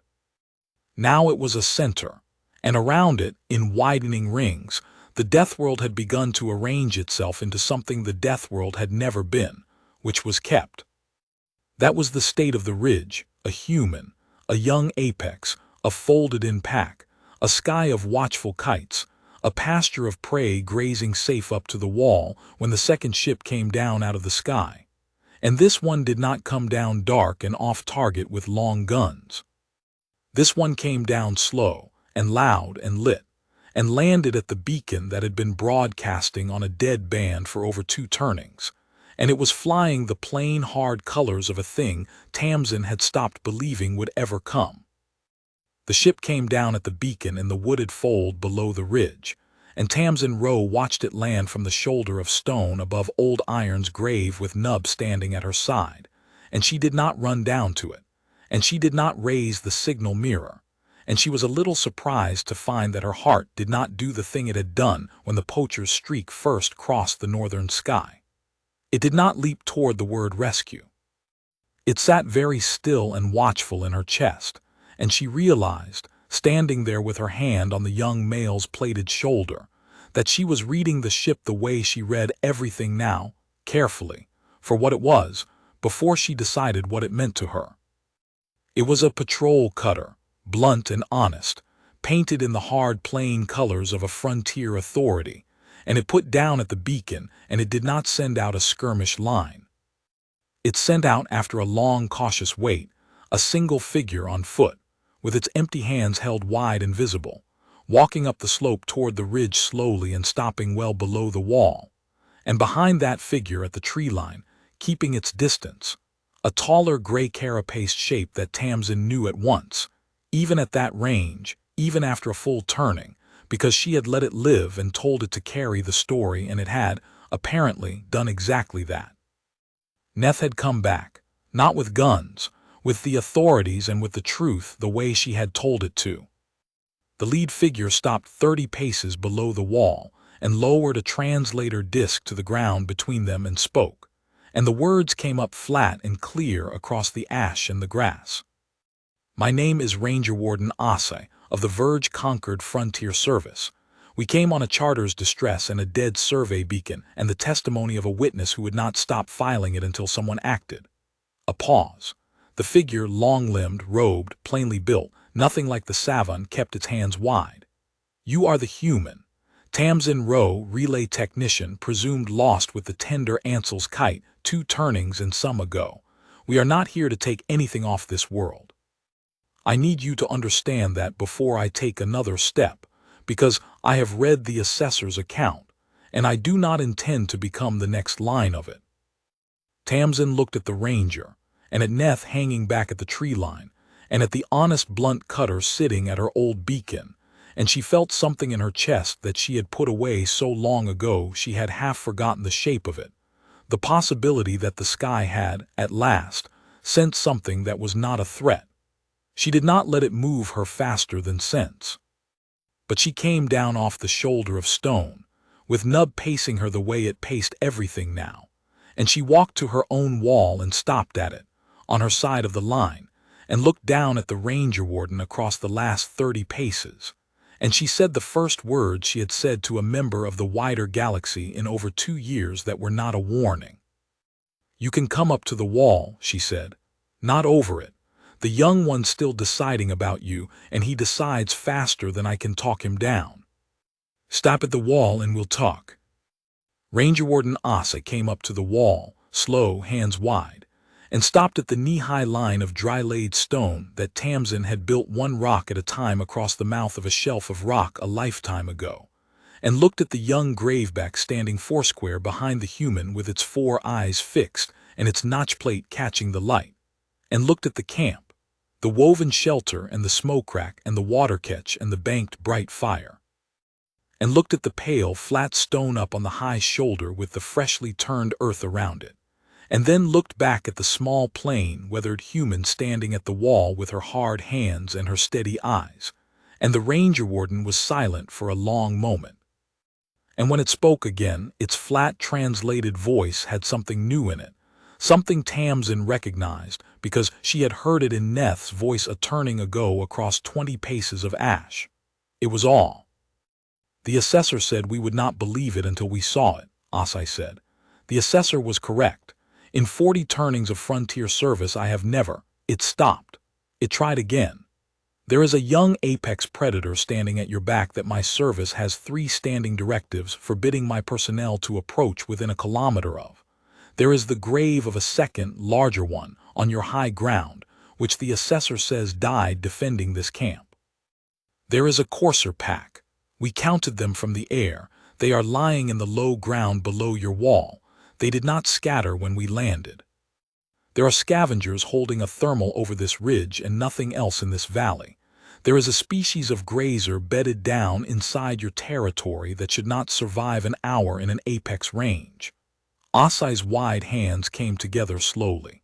You have made a, I do not have the word. My service does not have the word. The assessor coined one in its filing, and my superiors struck it as unscientific, and I am going to put it back in when I write this up, because it is the only accurate thing anyone has said. The assessor called it a kept fire, a place a human made on a death world alone that the apex predators watch. Tamsin looked at the ranger warden for a while. Then she looked back over her shoulder, up at the pale stone on the high shoulder, and then down at Nub, and then out at the coilhounds lying in the low ground and the kites turning slow overhead and the tussocks bedded safe under her wall. At the whole strange kept country, she had built 1 chore at a time out of a survival crate and a refusal to walk past a dying thing in a crack, and something in her face eased that had not eased in a long time. That's a good name for it, she said. The one who called it that told the story true then. I wondered if he would. He would not stop telling it, Asai said. It cost the Seth Voric Charter its registry. It cost the Hunt Master his name in every record in the sector posthumously, since the old one saw to the rest. The assessor's testimony is the reason my service exists in this sector at all now.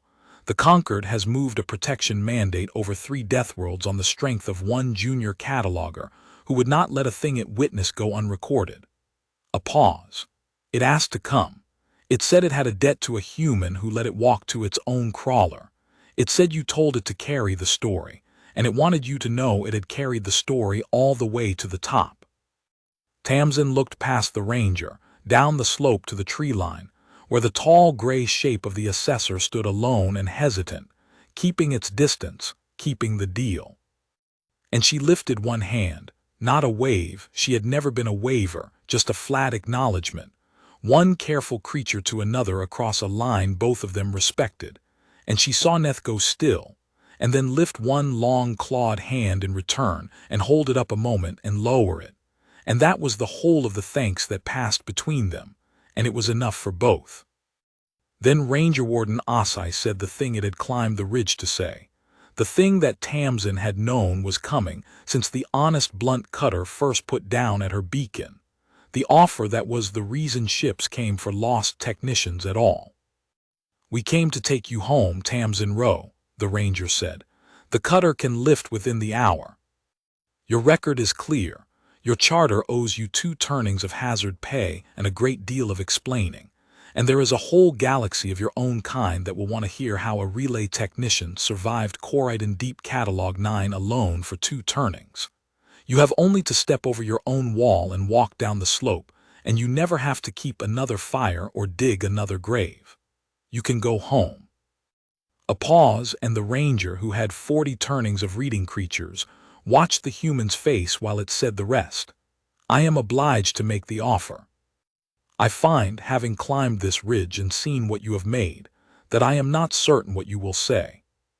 Tamsin Rowe did not answer the ranger quickly, because she did not do anything quickly anymore, and because the question deserved the full weight of the woman it was asked of, and not the woman who had fallen out of the sky 2 turnings ago.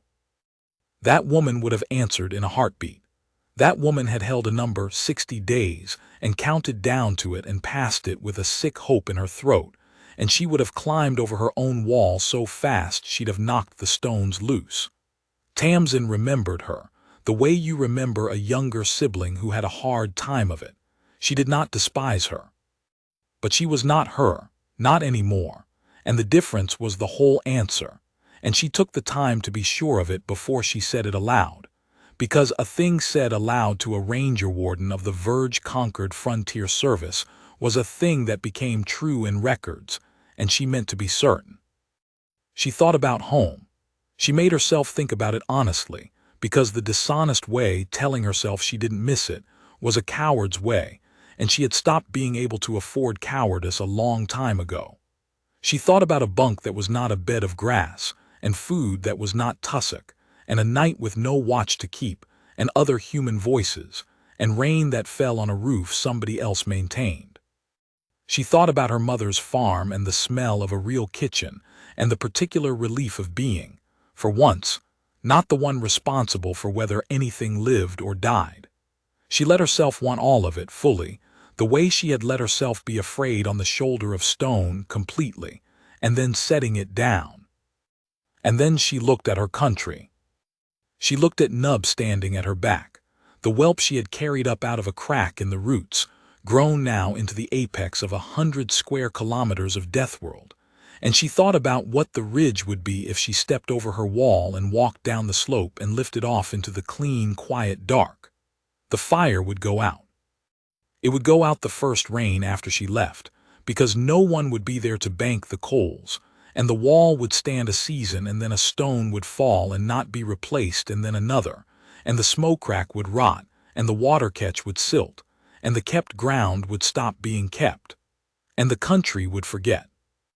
Not Nub. Nub would not forget.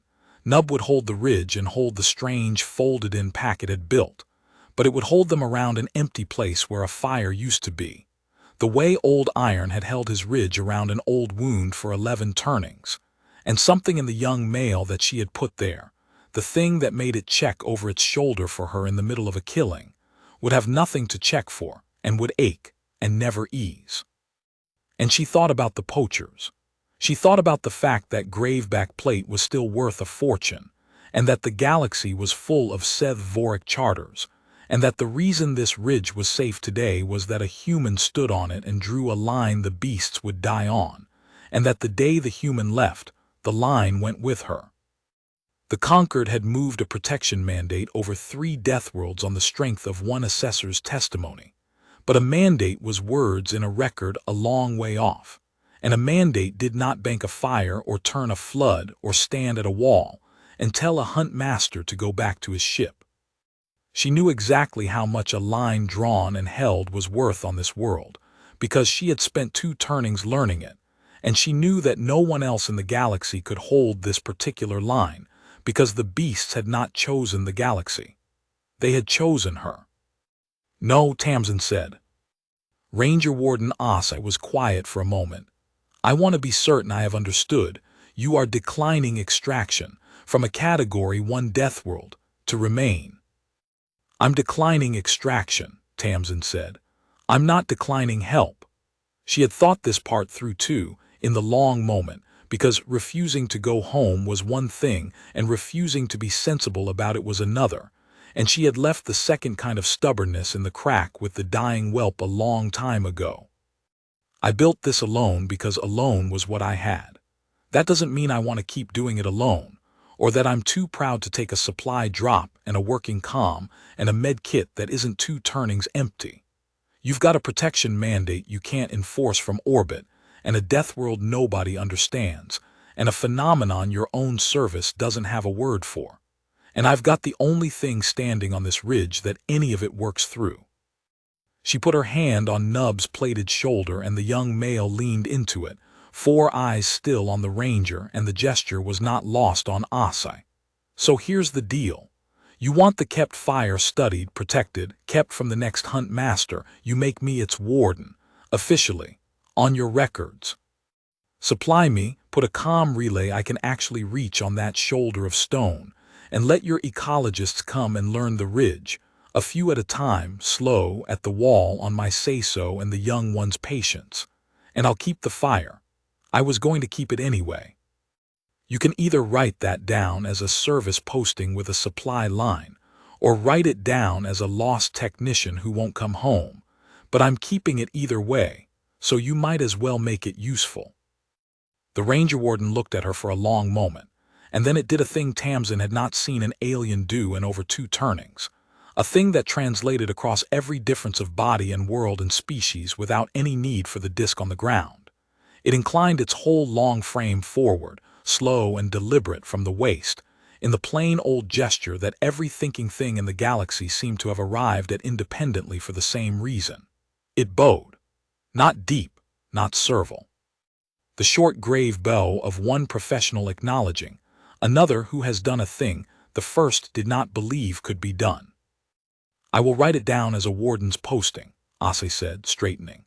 "I will fight my superiors for it, and I will win, because I have the assessor's testimony and I have my own eyes, and because the alternative is explaining to the Conquered why we abandoned the only functioning human-anchored apex truce in recorded xenoethology on a point of procedure." A pause, and something almost warm came into the flat translated voice. "Warden Rowe. It has a good sound to it, better than relay technician." "It's the same job," Tamsin said. "Keep the fire, keep the ground. Keep the family fed and the wall standing and the line drawn." She almost smiled. It had been so long she wasn't sure her face remembered how, but it tried. "I've been a warden since the first night. You're just catching up the paperwork." They stayed 3 days, the cutter's crew, at the wall and never over it, and they learned the ridge slowly the way she told them to, and the ecologists among them wept. Os told her this privately, that 2 of its scientists had wept at the sight of the coilhound pups playing in the shadow of a young apex predator inside a human's wall, because they had spent their whole careers being told the thing in front of them was impossible. They set the comm relay on the shoulder of stone above Old Iron's grave, and they left her a supply cache that made her 2 turnings lean stores look like the starvation they had been, and they left her a real med kit and seed stock and tools that were not one folding shovel worn to the haft. And they took, at her insistence, nothing off the world at all, not a shed plate, not a quill, not a sample the young male had not first walked up and sniffed and allowed. And on the third day they sent for Neth, and the assessor came up the slope at last, alone, hands wide, and stopped at the wall. And Tamsin looked at the tall gray creature that had catalogued the worst decision of its life, and then refused to let the record of it die. And she reached down and picked up something from beside her fire, and set it on the flat top of the wall between them, on the line, where Neth could take it without either of them crossing. It was a plate, a single shed dorsal plate, the size of her two hands, one of Nub's, gray and hard and strange, worn smooth on one face where she had used it 2 winters as a scraper before the young male grew too large to shed where she could find them. "You told the story true," she said, "all the way to the top. That cost you something, going against your own charter, and it bought this ridge its warden and 3 worlds their mandate, and I don't have much out here to give a debt back with. But that's real graveback plate, freely shed and freely given, the only piece that'll ever leave this world with anyone's blessing, and it came off the whelp I raised. Take it home. When somebody doesn't believe your story, you put that on the table, and you tell them a human gave it to you across a wall on a planet of monsters, and you watch their face." Neth took the plate in both long hands as though it were made of light. It did not have words for a moment. Tamsin watched it try to find them and fail, which was, she thought, the truest thanks of all. Then it managed, in its flat, careful, translated voice, the only thing worth saying. "I will keep the story," Neth said, "the way you keep the fire." "That's the deal," said Tamsin Rowe. "That's the whole deal." The cutter lifted at dawn on the 4th day, and Tamsin stood at her wall and watched it climb out through the thinning mist and did not feel, this time, the old sick lurch toward a sky that took things away. It was leaving her exactly what she had asked it to leave, which was help without a leash, and it was carrying away exactly what she had given it, which was a story told true and a plate freely shed, and she found she could watch it go without any part of her wanting to be on it. Nub stood beside her and tracked the climbing ship with all 4 eyes until it was a bright point and then nothing, and then the young male turned and went down to the low ground to hunt, because there was a country to feed, and Warden Rowe banked the coals and drew water and mended a gap in the wall where a stone had worked loose, because there was, even now, always something to be done. For a while the ridge had a kind of peace it had never had before, and she let herself enjoy it without trusting it, because she had learned on the death world that peace was only ever the space between the things the world sent, and the thing to do with it was not to relax but to prepare. She used the conquered supplies the way she used everything, carefully, for the long haul. She rebuilt the wall higher and truer with real tools. She dug a proper well at the seep and roofed the shelter in cured hide and cut timber. She laid in stores against the flood and against the lean season and against, she admitted to herself, the next ship, because she did not for one moment believe the poachers had been the last. She had heard Vorik say the words with her own ears, through the crawler's translator, on the day he died. A live graveback juvenile with a proven tolerance to soft body handling is worth more than the old male's plate. The galaxy now knew that such a thing existed. The galaxy now knew where.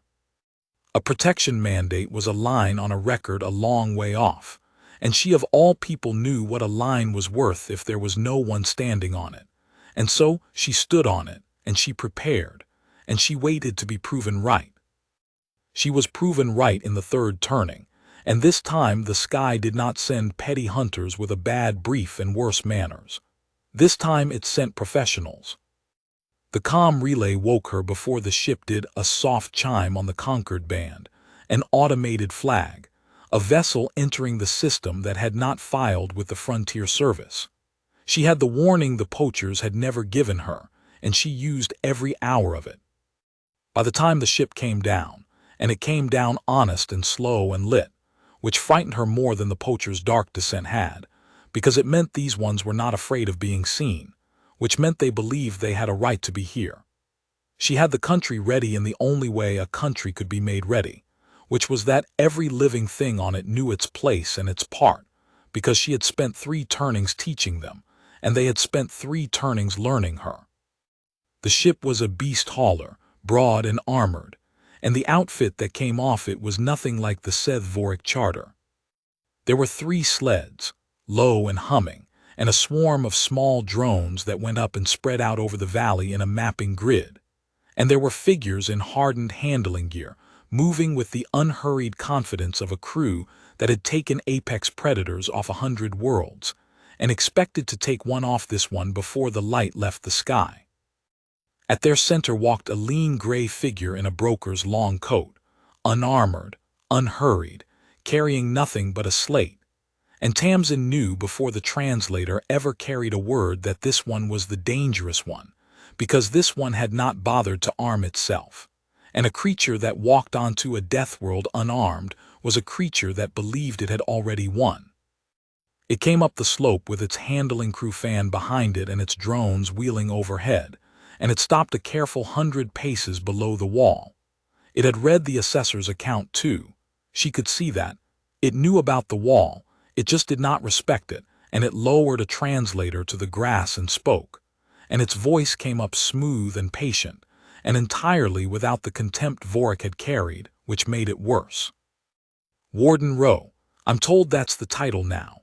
My name is Broker Idril Sano of the Wend Combine, and I want to begin by saying that I am not here to harm you or your posting, and that I have read the Frontier Service mandate over this world, every line of it, and I intend to honor every line of it that binds me. A pause. The drones wheeled. The handling sleds hummed. The mandate protects the wildlife of this world from harvest and trophy. It says a great deal about plate, and nothing at all about live specimens legally acquired under a separate beast market license, which the Combine holds, and which the mandate's authors, being ecologists and not lawyers, neglected to exclude. I am not a poacher. I am not here to peel anything off anything. I am here to make you an offer for the juvenile, a lawful offer, at a price that would let you leave this rock a wealthy creature or stay on it a comfortable one, your choice. The broker spread its empty hands. The Combine has wanted a workable graveback for 40 turnings. You have made one. That is not a crime, Warden. That is an asset. Name your price for the young one, and I will pay it. And we will part as business people. And no one need find out whether that wall of yours means anything against a properly equipped crew. Tamsin Rowe stood at her wall and looked down at the broker for a long moment. And then she did something she had not done in 3 turnings, which was laugh. A short, rough, genuine sound, surprised out of her. And she saw it land on the broker and confuse it, because the broker had prepared for defiance and fear and negotiation, and had not prepared, in all its smooth patience, for a warden who found it funny. You want to buy Nub, she said when she had it back under control. Off me, like he's a thing I own. She shook her head slowly. You've read the assessor's account, you said, every line. Then you read the part where the young one burned a killing dose of your industry's best suppressant out of his own blood by being angry, and you read the part where he ran down a hunt master's crew to protect this fire, and you still came down here thinking there's a number that puts a collar on that. She put her hand on the top of the wall, on the line, the way she had put it on Neth's plate. I didn't make a workable graveback, broker. I didn't make anything. I fed a starving whelp and I kept a fire and I drew a line, and everything else, everything you flew across the dark to buy, they did themselves because they chose it. You can't buy a thing that chose. You can only be chosen, and you're about 100 paces and 3 turnings too late for that. She straightened. So here's my counteroffer, and it's the only one I've got, and I'll only say it once, the same as I said it to the last one who stood where you're standing. Get back on your ship. Take your drones and your sleds and your license that doesn't mean out here what it means in an office and lift, and don't come back to this ridge. Do that, and you keep everything you flew in with, including your crew. That's the deal. That's the whole deal. Broker Idril Sano looked at her, and she watched the smooth patience of it consider her and weigh her. And this was the moment she saw it happen, the exact moment the thing decided to be a fool, dismiss her.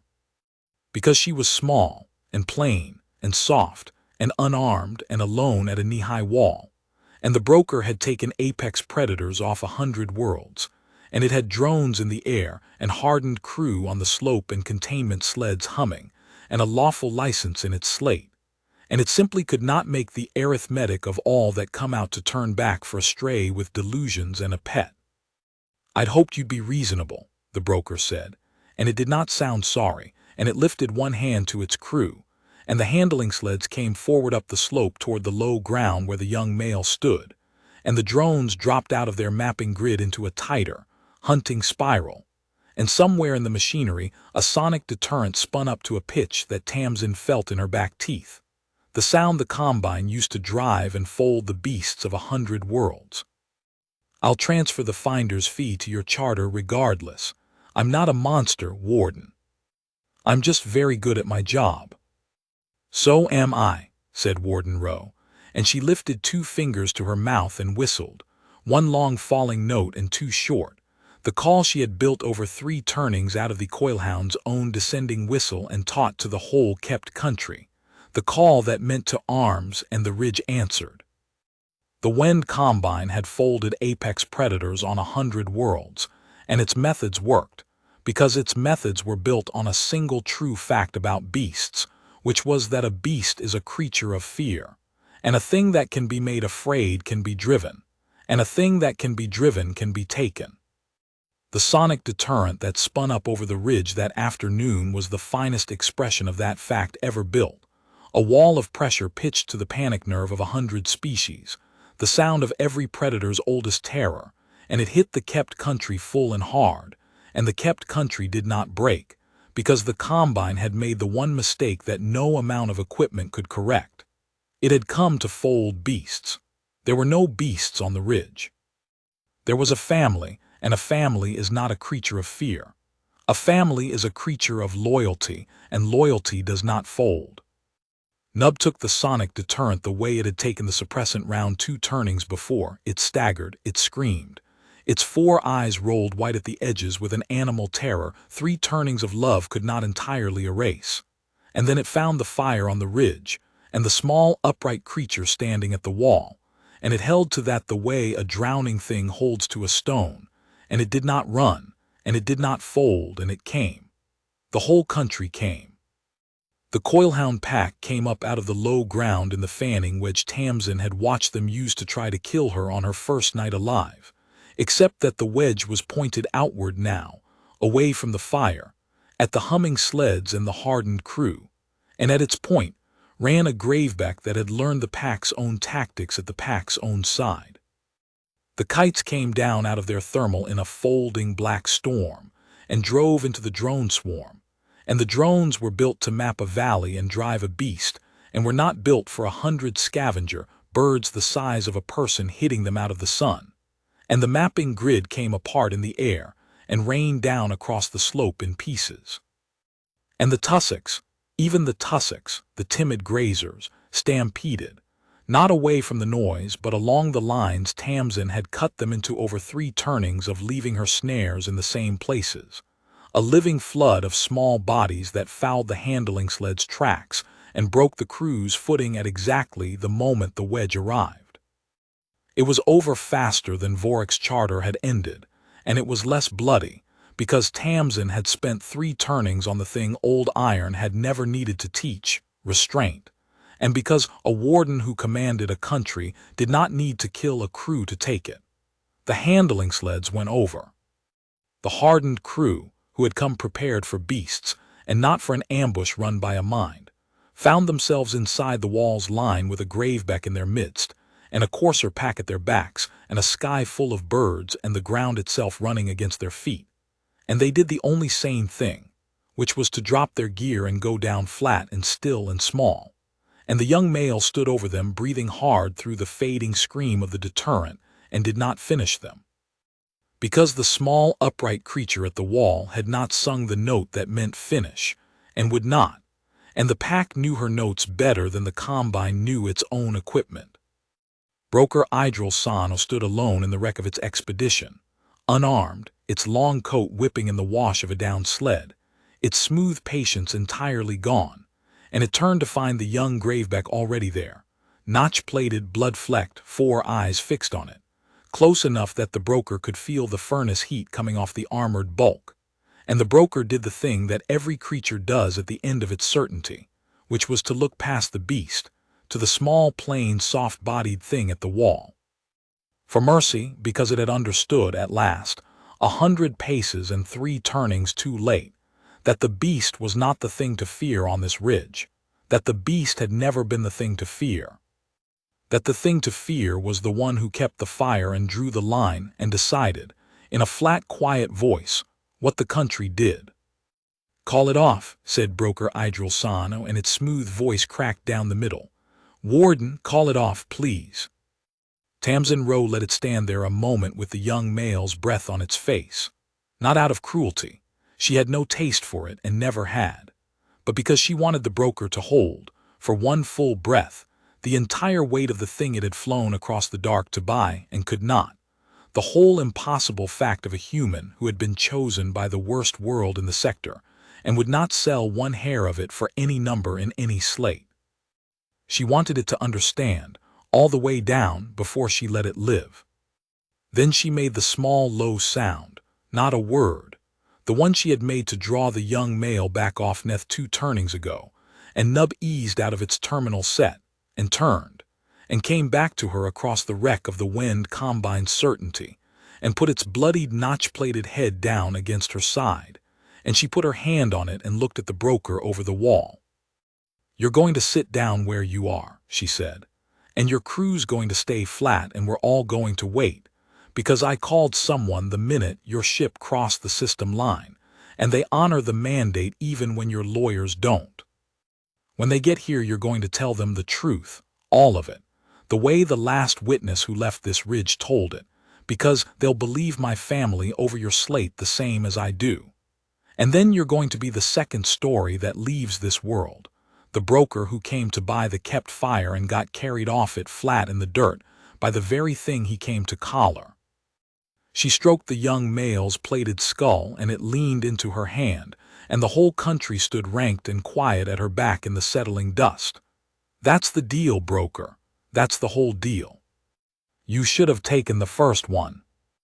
The Verge-conquered frontier service arrived within the day, because Warden Rowe had learned to prepare, and because a comm relay honestly used is worth more than any wall, and Ranger Warden Asa came up the slope again to a ridge it now half believed in and found the Wind Combine's entire field expedition sitting flat and disarmed inside a knee-high wall, guarded by a graveback and a courser pack and a warden with her hand on the young male's shoulder.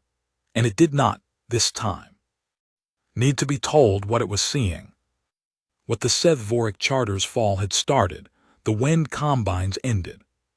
The first story had cost a hunt master his name and moved a protection mandate over 3 death worlds on the strength of one junior assessor who would not stop filing it. The second story did what the first could not, because the first had been the testimony of a witness, and the second was the testimony of the accused. Broker Idril Sano, who had taken apex predators off 100 worlds and never once been the one in the dirt, sat before a conquered tribunal on the record, under its own oath, and told the truth the way Warden Rowe had told it would, because the alternative was to be contradicted by a ranger warden with 40 turnings of service, and a recording of an entire field expedition disarmed and flat inside a knee-high wall, and no slate in the sector could argue with the sight of that. The Wind Combine lost its beast market license across the whole verge. The clause the ecologists had left open, the one the broker had flown across the dark on, was closed, sealed, and named, and the name they gave it in the amended mandate was the assessor's name for it, the one Ranger Warden Asa had fought its superiors to keep and won. It went into conquered law in plain capitals that a great many serious beings had argued should not be there because they were not scientific, and that stood anyway because they were true, the kept fire. A place a human made on a death world alone that the apex predators watched, protected in perpetuity. No harvest, no trophy, no live acquisition, no landing but at the warden's word.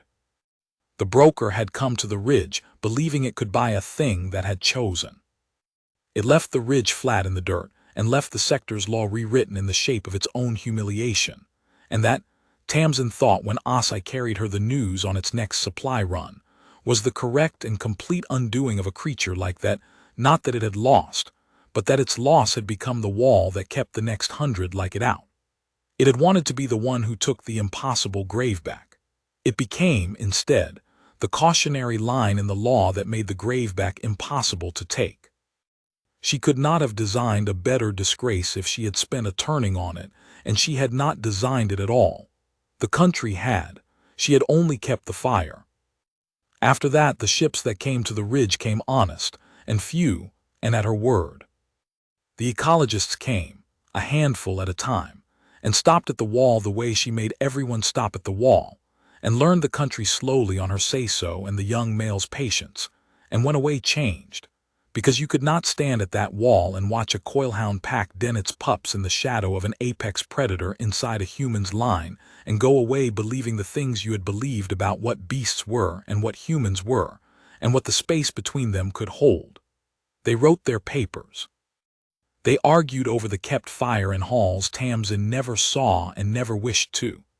Some of them said she had done something with pheromones, or with the graveback's neurology, or with 100 clever theories that let them keep the world the size it had been before they climbed her ridge.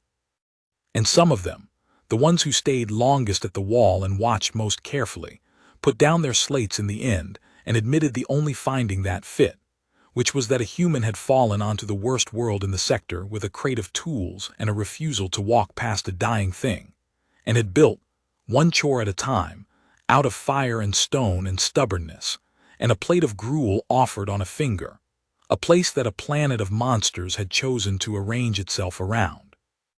And that there was no mechanism in any of their instruments that measured the thing that had done it, because the thing that had done it was not a mechanism. It was a decision, made and kept every single day whether she was afraid or not. It was chores. It had always been chores. Ranger Warden Osai retired to the Verge's frontier office 3 turnings after the Combine fell, and on its last supply run it stood at the wall a long while in the dusk and watched the young male come up out of the low country with the pack falling in behind it and the kites settling on the ridge and the tussocks bedding down safe inside the line. And it said, without turning, in its flat old translated voice, "I have served this frontier 43 turnings, Warden.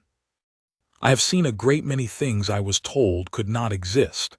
This is the only one I would fly back across the dark just to look at again." And Tamsin, who did not have Osai's gift for grave words, only said, "Come back whenever you like. There's always a fire," which was, in her language, the same thing, and the Ranger Warden understood it as the same thing, and bowed its short grave bow one last time and went down the slope to its cutter, and did not in the end ever come back, because the old go where the old go. But it had the memory, and Tamsin had the fire, and that was a fair trade between 2 creatures who kept things. The assessor came back, though. Neth came back 3 times over the turnings, each time a little higher in the conquered service, because a junior cataloger who tells one story true all the way to the top does not stay a junior cataloger. And each time it stopped at the wall and Tamsin set a cup of clean water on the line between them and they talked, in the flat careful way of 2 creatures who had met across 20 paces of ash and chosen, both of them, not to be the worst thing they could have been that day. Neth kept the plate on its desk. It told her, wherever the service posted it, and it kept the story, and it had never once in all the turnings had to put the plate on a table to make someone believe, because by then everyone believed, because the story had grown past the need for proof the way the fire had grown past the need for her to defend it. The ridge was legend now, the warden of the kept fire. Children of a dozen species were told it, Neth said, the way children are told the small handful of true things that are also good, and Tamsin found she did not mind, because a legend was only a story told true enough times, and the story was true, and she had built it with her hands. She grew older on the ridge. That was the plain fact of it, and she met it the way she met everything, without drama and without flinching. Her hair went gray at the temples and then through, and the ankle she had knit that first afternoon ached before the flood the way old Iron's old scar had ached him, and she moved slower up the shoulder of stone to tend the calm relay in old Iron's grave. But she moved, and she kept the fire, and she kept the ground, and the country kept her the way she kept it, which was completely without conditions, until the plates went off its back. Nub held the ridge for the rest of its long life, and it held it the way it had been raised, around the fire, and when at last it grew old and gray-plated and slow, there were whelps on the ridge again, its own, and the packs, a whole new generation of the kept country's strange folded-in order growing up around a human's wall and a human's fire and learning, at the young one's side the way Nub had learned at old Iron's. That the small, upright creature by the flame was the center of the world and the thing all their strength was for. She had come to the planet of monsters alone.